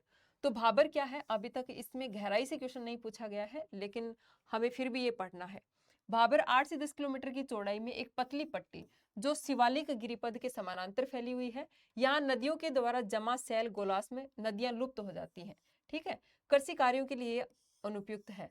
तो जो भाबर है, भाबर क्या है, जैसे ये क्या है, ये शिवालिक पहाड़ी है। ठीक है, शिवालिक पहाड़ी से निकलने के बाद नदियां क्या करती हैं, अपने साथ कंकड़ पत्थर बहुत सारी चट्टानें लेकर के आती हैं। ठीक है, तो जहां पर लाकर के जमा करती हैं, जहां पर लाकर के ये शंकु के आकार में जमा कर देती हैं, वो वाला क्षेत्र हो जाता है भाबर। ठीक है, यहाँ पर जो कंकड़ पत्थर है उनके नीचे नदियां प्रवाहित होती हैं, तो हमें ये ऊपर प्रवाहित होती हुई दिखती नहीं है, तो यहाँ पर लुप्त हो जाती हैं, और ये वाले क्षेत्र कृषि के लिए अनुपयुक्त है। तो ये 2 शब्द हमें याद रखने हैं। फिर है तराई।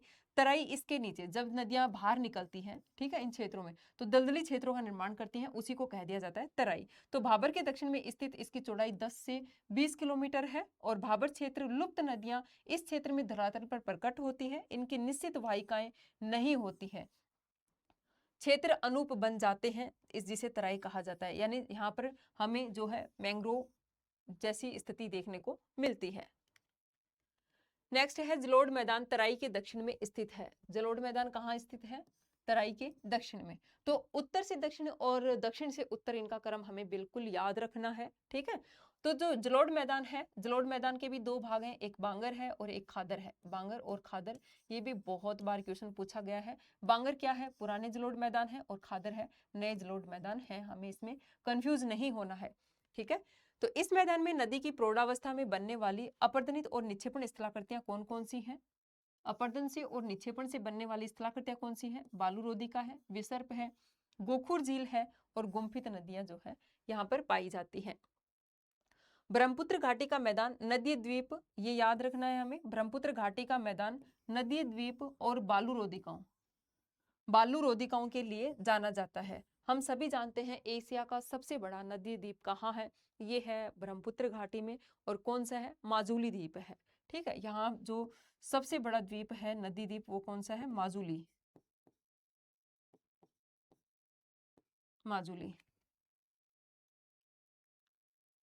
फिर है सुंदरवन डेल्टा, तो यह एक सपाट मैदान है। सुंदरवन डेल्टा क्या है, एक सपाट मैदान है। समुद्र तल से इसकी ऊंचाई है 100 से 150 मीटर।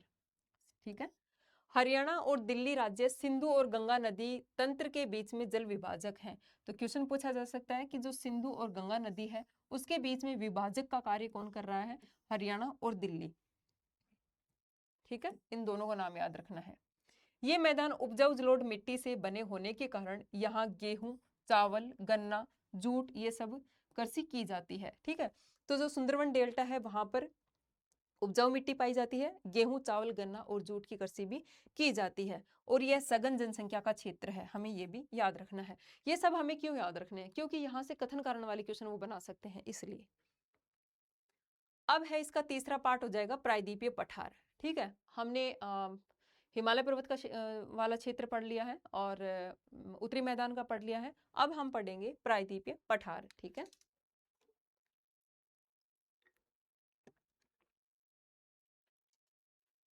प्रायद्वीपीय पठार के मैदान से 150 मीटर ऊंचाई से ऊपर, 150 मीटर ऊंचाई से ऊपर उठा हुआ है, और प्रायद्वीपीय पठार तिकोने आकार का वाला कटा फटा भूखंड है। इसकी ऊंचाई 600 से 900 मीटर है, यानी यह अनियमित त्रिभुजाकार है। तो ये वाला भी पूछा जा सकता है कि ये जो है किस आकार का है, ये तिकोने आकार का है, कटा फटा भूखंड है, और इसकी ऊंचाई कितनी है, ये 600 से 900 मीटर की ऊंचाई तक इसकी जो समुद्र तल है उससे उसकी ऊंचाई है। प्रायद्वीपीय पठार की सीमाएं क्या क्या है, ये देखनी है हमें। उत्तर पश्चिम में इसके लगता है दिल्ली। ठीक है, दिल्ली कटक अरावली का विस्तार है। पूर्व में है राजमहल की पहाड़ियां, पश्चिम में है गिरी पहाड़ियां जो गुजरात में है। ठीक है, और दक्षिण में है इलायची कोर्डमम की पहाड़ियां। तो जो प्रायद्वीपीय पठार है इसकी सीमा किधर किधर किससे लगती है, ये हमें याद होना चाहिए। ठीक है, तो उत्तर पश्चिम में आएगा दिल्ली, दिल्ली कटक अरावली, फिर उसके बाद में पूर्व में आ जाएगा राजमहल की पहाड़ियां, पश्चिम में आ जाएगा गिर पहाड़ियां, और दक्षिण में आ जाएगा इलायची या कार्डमम की पहाड़ियां, जो इसकी सीमा का निर्धारण करती हैं। उत्तर पूर्व में शिलोंग तथा कार्बी एंगलोंग पठार भी इसी भूखंड का विस्तार है। तो ये वाला भी बहुत बार पूछा गया है कि जो शिलोंग है, ठीक है, मेघालय में जो शिलोंग है और जो कार्बी एंगलोंग पठार है, हम सोच लेंगे कि भाई कहाँ तो प्रायद्वीपीय पठार है और कहाँ जाके मेघालय है, तो वो कैसे मतलब प्रायद्वीपीय पठार का भाग हो सकता है यही क्वेश्चन पूछा जाता है, इसीलिए गलत भी होता है। ठीक है, तो जो शिलोंग है और कार्बी एंगलोंग पठार है, ये दोनों ही किसका विस्तार है? ये प्रायद्वीपीय पठार का विस्तार है, ये हमें याद रखना है। प्रायद्वीप अनेक पठारों से मिलकर बना है, तो ये भी हमें याद रखना है कि निम्नलिखित में से कौन सा पठार प्रायद्वीपीय पठार में नहीं है? वैसे तो पूरा पठार, सारे पठार ही प्रायद्वीपीय पठार में है, ठीक है, फिर भी कुछ अलग सा नाम आपको लिख कर दिया जा सकता है। तो एनसीईआरटी के अकॉर्डिंग हमें याद रखना है, हजारीबाग का पठार है, पलायू का पठार है, ये पलापू नहीं है, ये है पलायू, ठीक है, पलायू का पठार है, रांची का पठार है, मालवा पठार है, कोयम्बटूर पठार है और कर्नाटक का पठार है, ये हमें याद रखने हैं। ठीक है, प्रायद्वीपीय पठार में कौन कौन से पठार शामिल हैं, यानी किन किन पठारों से मिलकर के प्रायद्वीपीय पठार बना है। इस क्षेत्र की मुख्य प्राकृतिक स्थलाकृति, ठीक है, प्राकृतिक स्थलाकृतियां कौन सी हैं, ये हमें नाम याद रखने हैं। टोर है, ब्लॉक पर्वत है, भ्रंश घाटियां हैं, पर्वत स्कंद है, नग्न चट्टान संरचना है, टेकरी पहाड़ी है और क्वार्ट्ज भित्तियां हैं जो प्राकृतिक जल संग्रहण के स्थल हैं। ठीक, यहाँ से भी एक बार क्वेश्चन बनाया गया था। जो ये प्रायद्वीपीय पठार है उसकी प्राकृतिक स्थलाकृतियां कौन कौन सी हैं? टोर, ब्लॉक पर्वत, ठीक है, स्कंद, नगन चट्टान, टेकरी पहाड़ी और क्वार्ट्जाइट, ये सब क्या है? और ये भी क्या है? जो कि क्या है? प्राकृतिक जल ग्रहण के स्थल है। ठीक है, इस क्षेत्र के अनेक हिस्से भू उत्थान व निमज्जन, भ्रंशन तथा वियम निर्माण प्रक्रिया के अनेक पुनरावर्ती दौरों से गुजर रहे हैं। ठीक है, तो आप ये छोड़ देना, वैसे कथन कारण में पूछा जा सकता है कि जो ये प्रायद्वीपीय पठार है इसके निर्माण की जो प्रक्रिया है वो अनेक पुनरावर्ती दौर से गुजर रही है। ठीक है, भीमा भ्रंश क्या है ये पूछा जा सकता है हमसे। भीमा भ्रंश प्रायद्वीपीय पठार में है और यहाँ पर बार बार भूकंपीय हलचलें हमें देखने को मिलती हैं भीमा भ्रंश में। नदी खंड, यहाँ पर प्रमुख नदी खंड कौन कौन से हो जाएंगे? एक तो चंबल है, ठीक है, चंबल, भिंड और मुरैना खंड।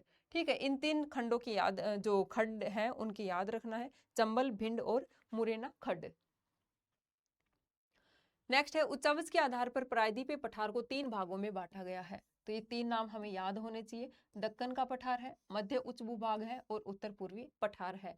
तो देखो इस चैप्टर में किसके कितने पार्ट हैं, फिर किसके कितने पार्ट हैं, तो इन सब के हमें याद रखने हैं। ठीक है, तो उच्चावच के आधार पर इसमें है कि उच्चावच के आधार पर दक्कन का पठार, मध्य उच्च भूभाग और उत्तर पूर्वी पठार। सबसे पहले हम इसमें देखेंगे दक्कन का पठार, इसके बारे में यहाँ पर देखने वाले हैं। इसके पश्चिम में जो दक्कन का पठार है उसके पश्चिम में है पश्चिमी घाट, ठीक है, पश्चिम में पश्चिमी घाट, पूर्व में पूर्वी घाट और उत्तर में क्या है? उत्तर में है सतपुड़ा, मैकाल और महादेव पहाड़ियां। ये हमें याद रखना है कि जो दक्कन का पठार है ये तो सबको याद हो जाएगा कि पूर्व में पूर्वी घाट, पश्चिम में पश्चिमी घाट, लेकिन इसमें बताया उत्तर में 3 पहाड़ियां हैं, सतपुड़ा, मैकाल और महादेव, इसके उत्तर में है। पश्चिमी घाट को स्थानीय रूप से महाराष्ट्र में सह्याद्री, ठीक है, जो पश्चिमी घाट है, पश्चिमी घाट को स्थानीय नामों से जाना गया है अलग अलग जगह पर। महाराष्ट्र में इसको कहा गया है सह्याद्री, ठीक है, कर्नाटक और तमिलनाडु में नीलगिरी और केरल में अन्नामलाई और इलायची पहाड़ियां कहते हैं। ठीक है, कर्नाटक और तमिलनाडु में नीलगिरी की पहाड़ियां हैं जो पश्चिमी घाट की जो पहाड़ियां हैं, ठीक है, और केरल में जो है अन्नामलाई और इलायची की पहाड़ियां, कार्डमम पहाड़ियां कहलाती हैं। नेक्स्ट है, पश्चिमी घाट की औसत ऊंचाई कितनी है, ये भी पूछा जा सकता है। ये है लगभग 1500 मीटर। ठीक है, प्रायद्वीपीय पठार की सबसे ऊंची चोटी, ये बहुत ही इंपॉर्टेंट है, प्रायद्वीपीय पठार की सबसे ऊंची चोटी कौन सी हो जाएगी? अनायमुडी हो जाएगी और इसकी ऊंचाई भी हमें याद होनी चाहिए, ये है 2695 मीटर। ठीक है, 2695 मीटर इसकी अनायमुडी है, उसकी ऊंचाई है, जो कि पश्चिमी घाट की अन्नामलाई पहाड़ियों में स्थित है। ठीक है, इसकी लोकेशन हमें याद होनी चाहिए, जो अनाईमुडी है पश्चिमी घाट की अन्नामलाई की पहाड़ियों में स्थित है। इसकी दूसरी सबसे ऊंची चोटी है डोडा बेटा है, जो नीलगिरी पहाड़ियों में है। ये बहुत इंपॉर्टेंट है। सबसे पहले तो ये कि जो प्रायद्वीपीय पठार है उसकी सबसे ऊंची चोटी कौन सी है? वो है अनाईमुडी। कहाँ है? पश्चिमी घाट की जो अन्नामलाई की पहाड़ियां हैं उनमें है। और इसकी ऊंचाई कितनी है? ऊंचाई इसकी है 2695 मीटर इसकी ऊंचाई है। ये है सबसे ऊंची चोटी। दूसरे नंबर पर पूछे तो वो है डोडा बेटा। डोडा बेटा कहाँ है? ये है नीलगिरी की पहाड़ियों में। ठीक है, अधिकांश प्रायद्वीपीय नदियों की उत्पत्ति पश्चिमी घाट से हुई है। जो प्रायद्वीपीय नदियां हैं अधिकांश प्रायद्वीपीय नदियां हैं उनकी उत्पत्ति कहाँ से हुई है? ये हुई है पश्चिमी घाट से। ठीक है, पूर्वी घाट अविरत नहीं है। ठीक है, यहाँ नदी महानदी गोदावरी और कृष्णा कावेरी नदियों के द्वारा अपर्दित किया गया है। यानी जो पश्चिमी घाट है वो महानदी गोदावरी कृष्णा कावेरी इन नदियों के द्वारा अपर्दित किया गया है। पूर्वी घाट की मुख्य श्रेणियां कौन कौन सी हैं? ये वाला इंपॉर्टेंट है। ठीक है, पूर्वी घाट की मुख्य श्रेणियां कौन कौन सी हो जाएंगी? जावादी है, पालकुंडा है और नल्लामाला पहाड़ी है और महेंद्रगिरी पहाड़ी है। ये सभी की सभी पहाड़ियां जो है अवशिष्ट पहाड़ियों में भी आई थी। अभी हमने देखा था जो अवशिष्ट पहाड़ियां हैं उनके एग्जाम्पल हमने देखे थे। उसमें जो पूर्वी घाट की मुख्य श्रेणियां हैं कौन सी हैं? जावादी, पालकोंडा, ठीक है, नल्लामाला और महेंद्रगिरी। नेक्स्ट है पूर्वी और पश्चिमी घाट नीलगिरी पहाड़ियों में आपस में मिलते हैं। ये भी पहले बहुत बार क्वेश्चन पूछा गया है कि जो पूर्वी घाट और पश्चिमी घाट कहाँ पर जाकर मिलते हैं? ये मिलते हैं नीलगिरी की पहाड़ी में आपस में जाकर के मिलते हैं। फिर जो प्रायद्वीपीय पठार है उसका दूसरा पार्ट है मध्य उच्च भूभाग। ठीक है, मध्य उच्च भूभाग। पश्चिम में अरावली पर्वत और दक्षिण में सतपुड़ा पर्वत उच्छिष्ट पठार की श्रेणियां इसकी सीमा बनाती हैं। यानी जो मध्य उच्च भूभाग है उसके पश्चिम में क्या है? पश्चिम में है इसके अरावली पर्वत। ठीक है, पश्चिम में अरावली पर्वत है और दक्षिण में है इसके सतपुड़ा पर्वत।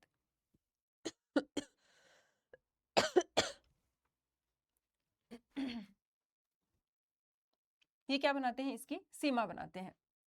समुद्र तल से इसकी ऊंचाई कितनी है? ये है 700 से 1000 मीटर के बीच में इसकी समुद्र तल से ऊंचाई है। ठीक है, फिर है यह मध्य उच्च भूभाग दक्कन पठार की उत्तरी सीमा बनाते हैं। यह अवशिष्ट पर्वतों के भाग हैं। यानी जो मध्य उच्च भूभाग है वो क्या है? अवशिष्ट पर्वतों के भाग है। और जो दक्कन का पठार है उसकी ऊपरी सीमा बनाता है। कौन बनाता है? ये मध्य उच्च भूभाग। ठीक है, नेक्स्ट है इस भाग का विस्तार। जो मध्य उच्च भूभाग है उसका विस्तार कहाँ तक है? जैसलमेर तक है। ठीक है, यहाँ पर अनुधेरी रेत के टीले, ये अनुप्रस्थ और अनुधेरी ये वर्ड हमें याद रखने हैं। अनुधेरी रेत के टीले या चापाकार जिनको क्या कहा जाता है? बरखान कहा जाता है। ये यहाँ पर हमें देखने को मिलते हैं।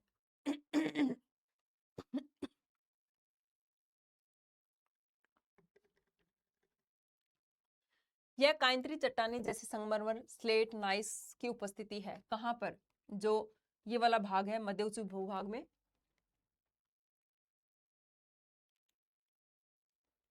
ठीक है, कांतरी चट्टाने कौन कौन सी हैं? संगमरमर है, स्लेट है और नाइस। ठीक है, फिर है यमुना की अधिकतर सहायक नदियां विंध्याचल और कैमूर श्रेणियों से निकलती हैं। ये वाला जो अपना अपवाह तंत्र वाला टॉपिक है उसमें है कि जो यमुना है उसकी अधिकतर सहायक नदियां कहाँ से निकलती हैं? एक तो विंध्याचल से निकलती हैं और एक कैमूर श्रेणियों से निकलती हैं। ये दोनों श्रेणियों के नाम हमें पता होना चाहिए। यमुना की जो सहायक नदियां हैं वो विंध्याचल से और कैमूर श्रेणियों से निकलती हैं।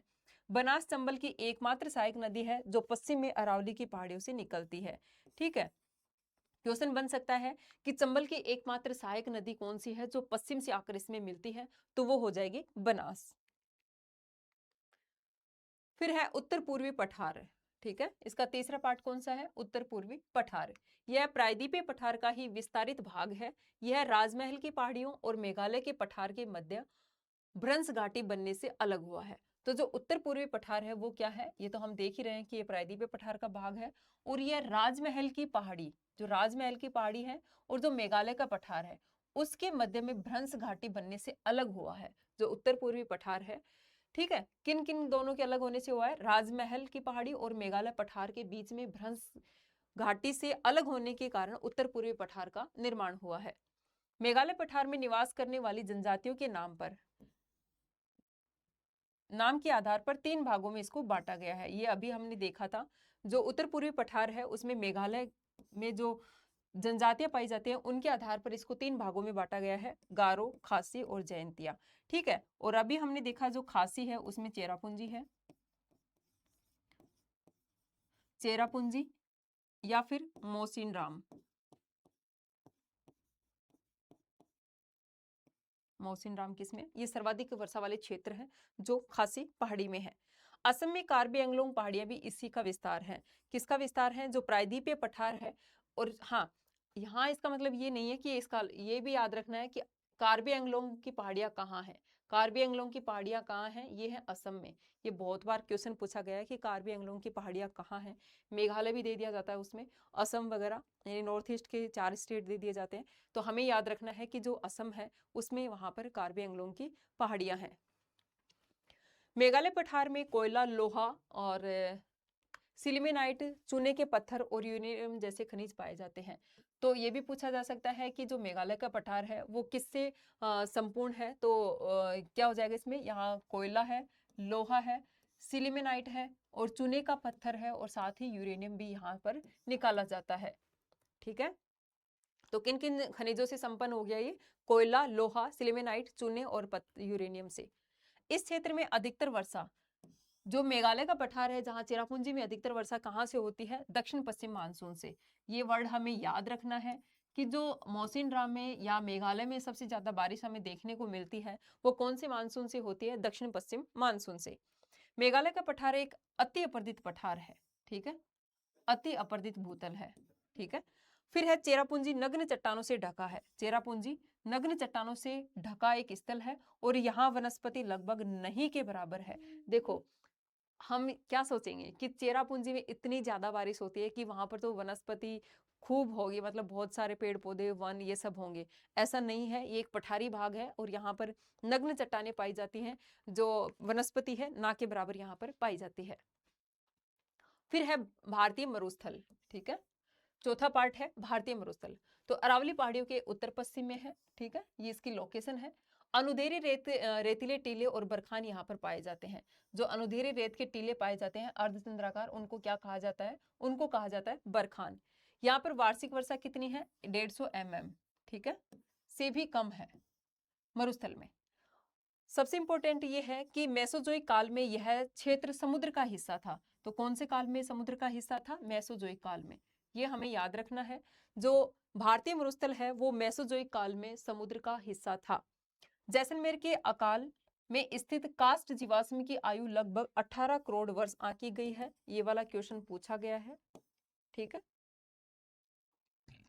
जैसलमेर के आकल में स्थित कास्ट जीवाश्म की आयु कितनी है? ये पूछा गया था। कितनी करोड़ में पूछा गया था? ये 18 करोड़ हमें याद रखनी है।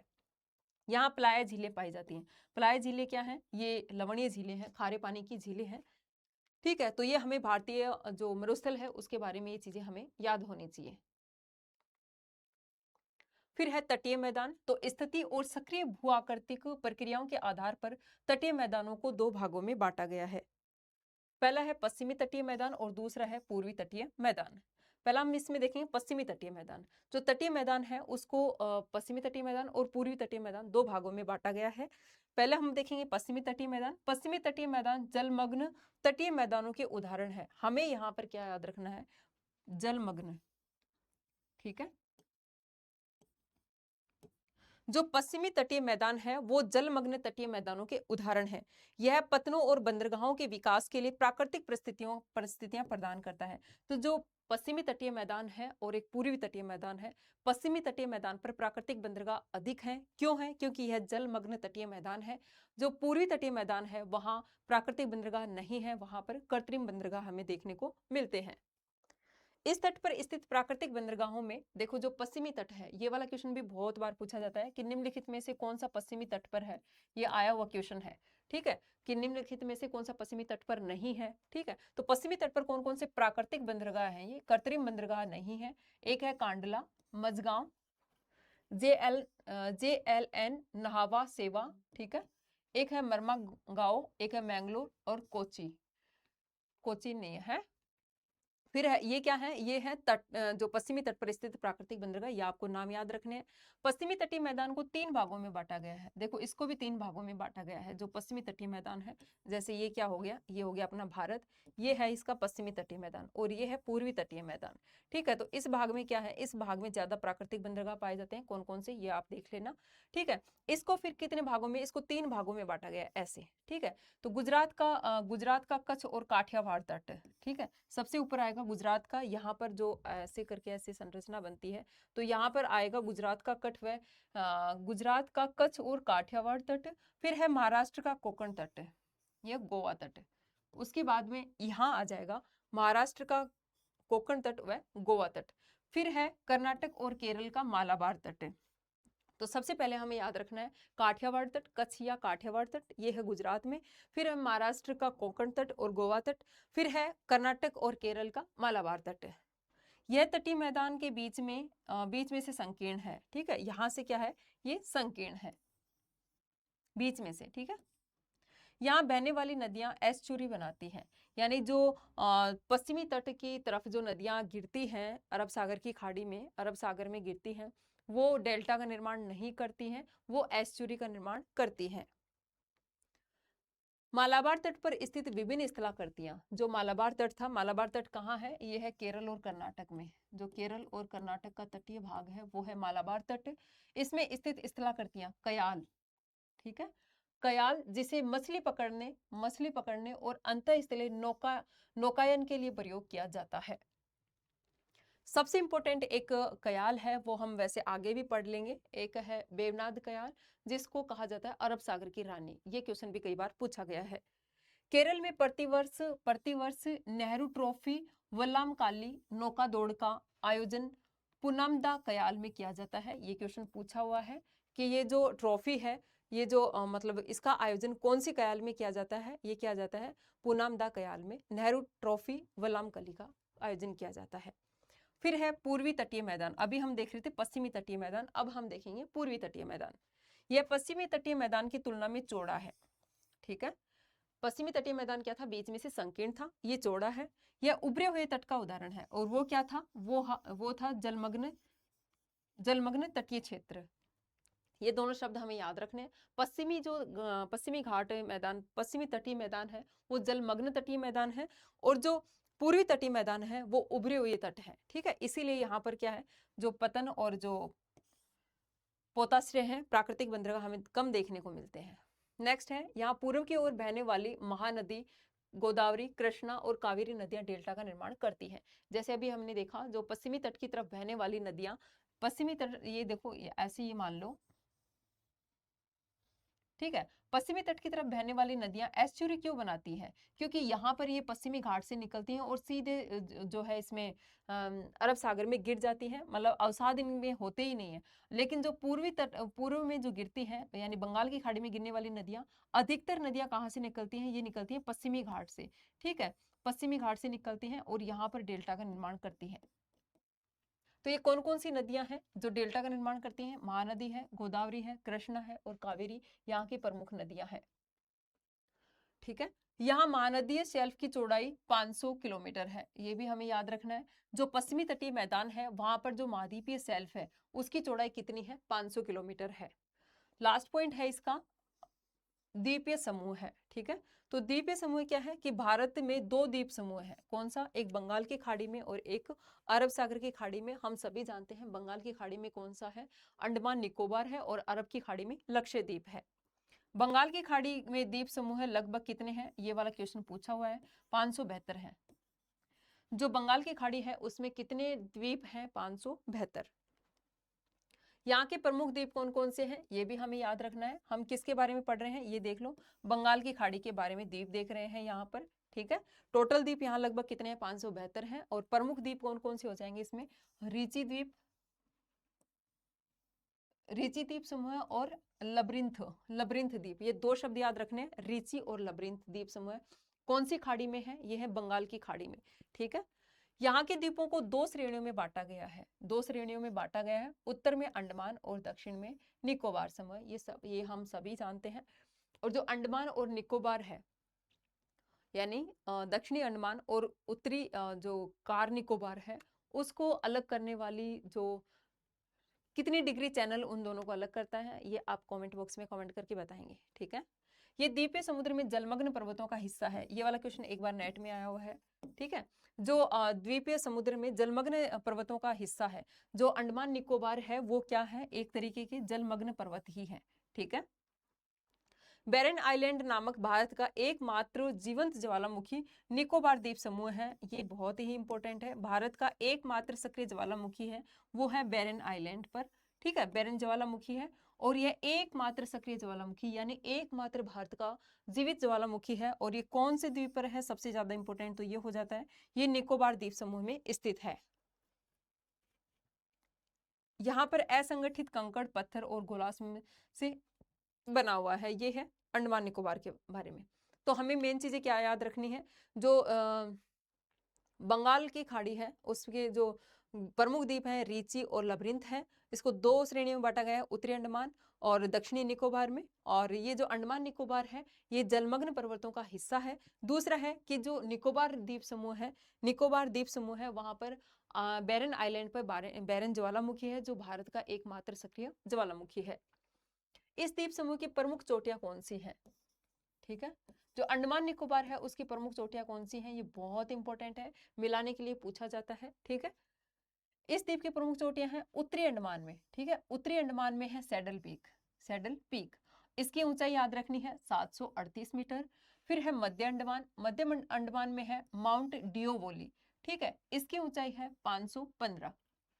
फिर है दक्षिणी अंडमान, दक्षिणी अंडमान में है माउंट कोयोब, इस जिसकी ऊंचाई है 460 मीटर। फिर है ग्रेट निकोबार, ग्रेट निकोबार में है माउंट थुइलर, जिसकी ऊंचाई है 642 मीटर। तो एक बार इन चोटियों का नाम देकर के इनका क्रम पूछा था कि जो सबसे ऊंची चोटी कौन सी है, और मतलब उच्च से निम्न की ओर हमें इनका क्रम लगाना था।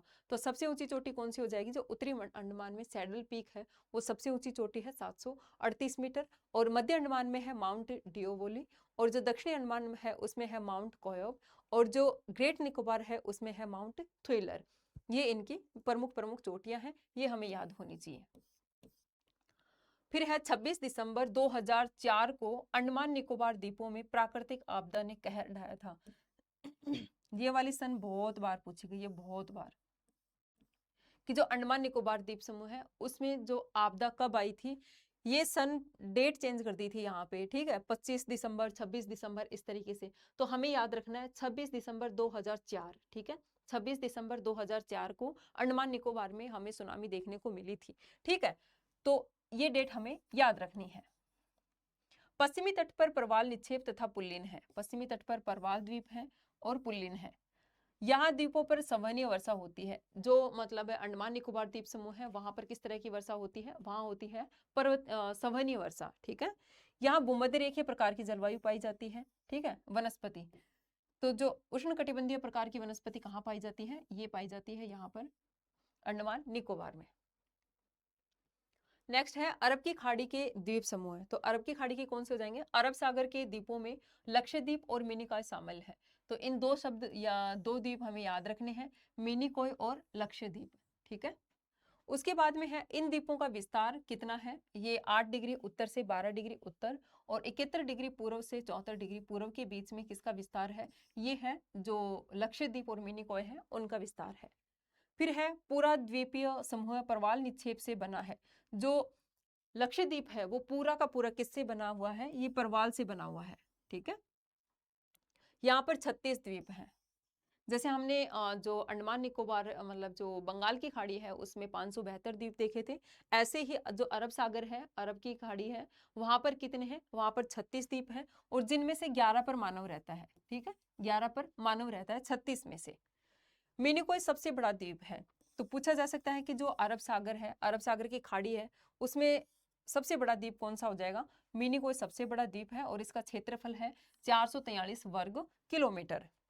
तो 11 डिग्री चैनल के द्वारा पूरा द्वीप समूह है दो भागों में बांटा गया है। ठीक है, कौन सा है, 11 डिग्री चैनल के द्वारा दो भाग कौन से हैं, उत्तर में मिनिकॉय द्वीप और दक्षिण में इसके कोनोरेरे द्वीप है। तो कैसे याद रखना है कि ये मान लो ये है 11 डिग्री। ठीक है, इसके उत्तर में है अमिनी द्वीप, अमिनी द्वीप है, और दक्षिण में इसके हो जाएगा कोना नोरे, कोनानेरे द्वीप। ठीक है, ये है 11 डिग्री। एक और है 10 डिग्री चैनल। तो 10 डिग्री चैनल किस किस को अलग करता है, ये है 10 डिग्री चैनल, ये करेगा दक्षिणी अंडमान, दक्षिणी अंडमान और कार निकोबार को, कार निकोबार को, ये आपको याद रखना है। ठीक है, 10 डिग्री करता है दक्षिणी अंडमान और कार निकोबार को, 11 डिग्री करता है अमिनी और कोनोरेरे द्वीप को, ये हमें यहाँ पर याद रखना है। और इसी के साथ में अपने ये दो चैप्टर कंप्लीट होते हैं, चैप्टर नंबर 1 और 2। भारत भौतिक पर्यावरण। और ये मान लो कि आपके यहाँ से 8 नंबर, आज की इस क्लास से आपके 8 नंबर यहाँ पक्के होने वाले हैं, ठीक है। और अगर इसी तरीके के फिर से आपको शॉर्ट नोट्स में कुछ वीडियोस चाहिए तो आप कमेंट करके बताएं। आज के लिए इतना ही, थैंक यू।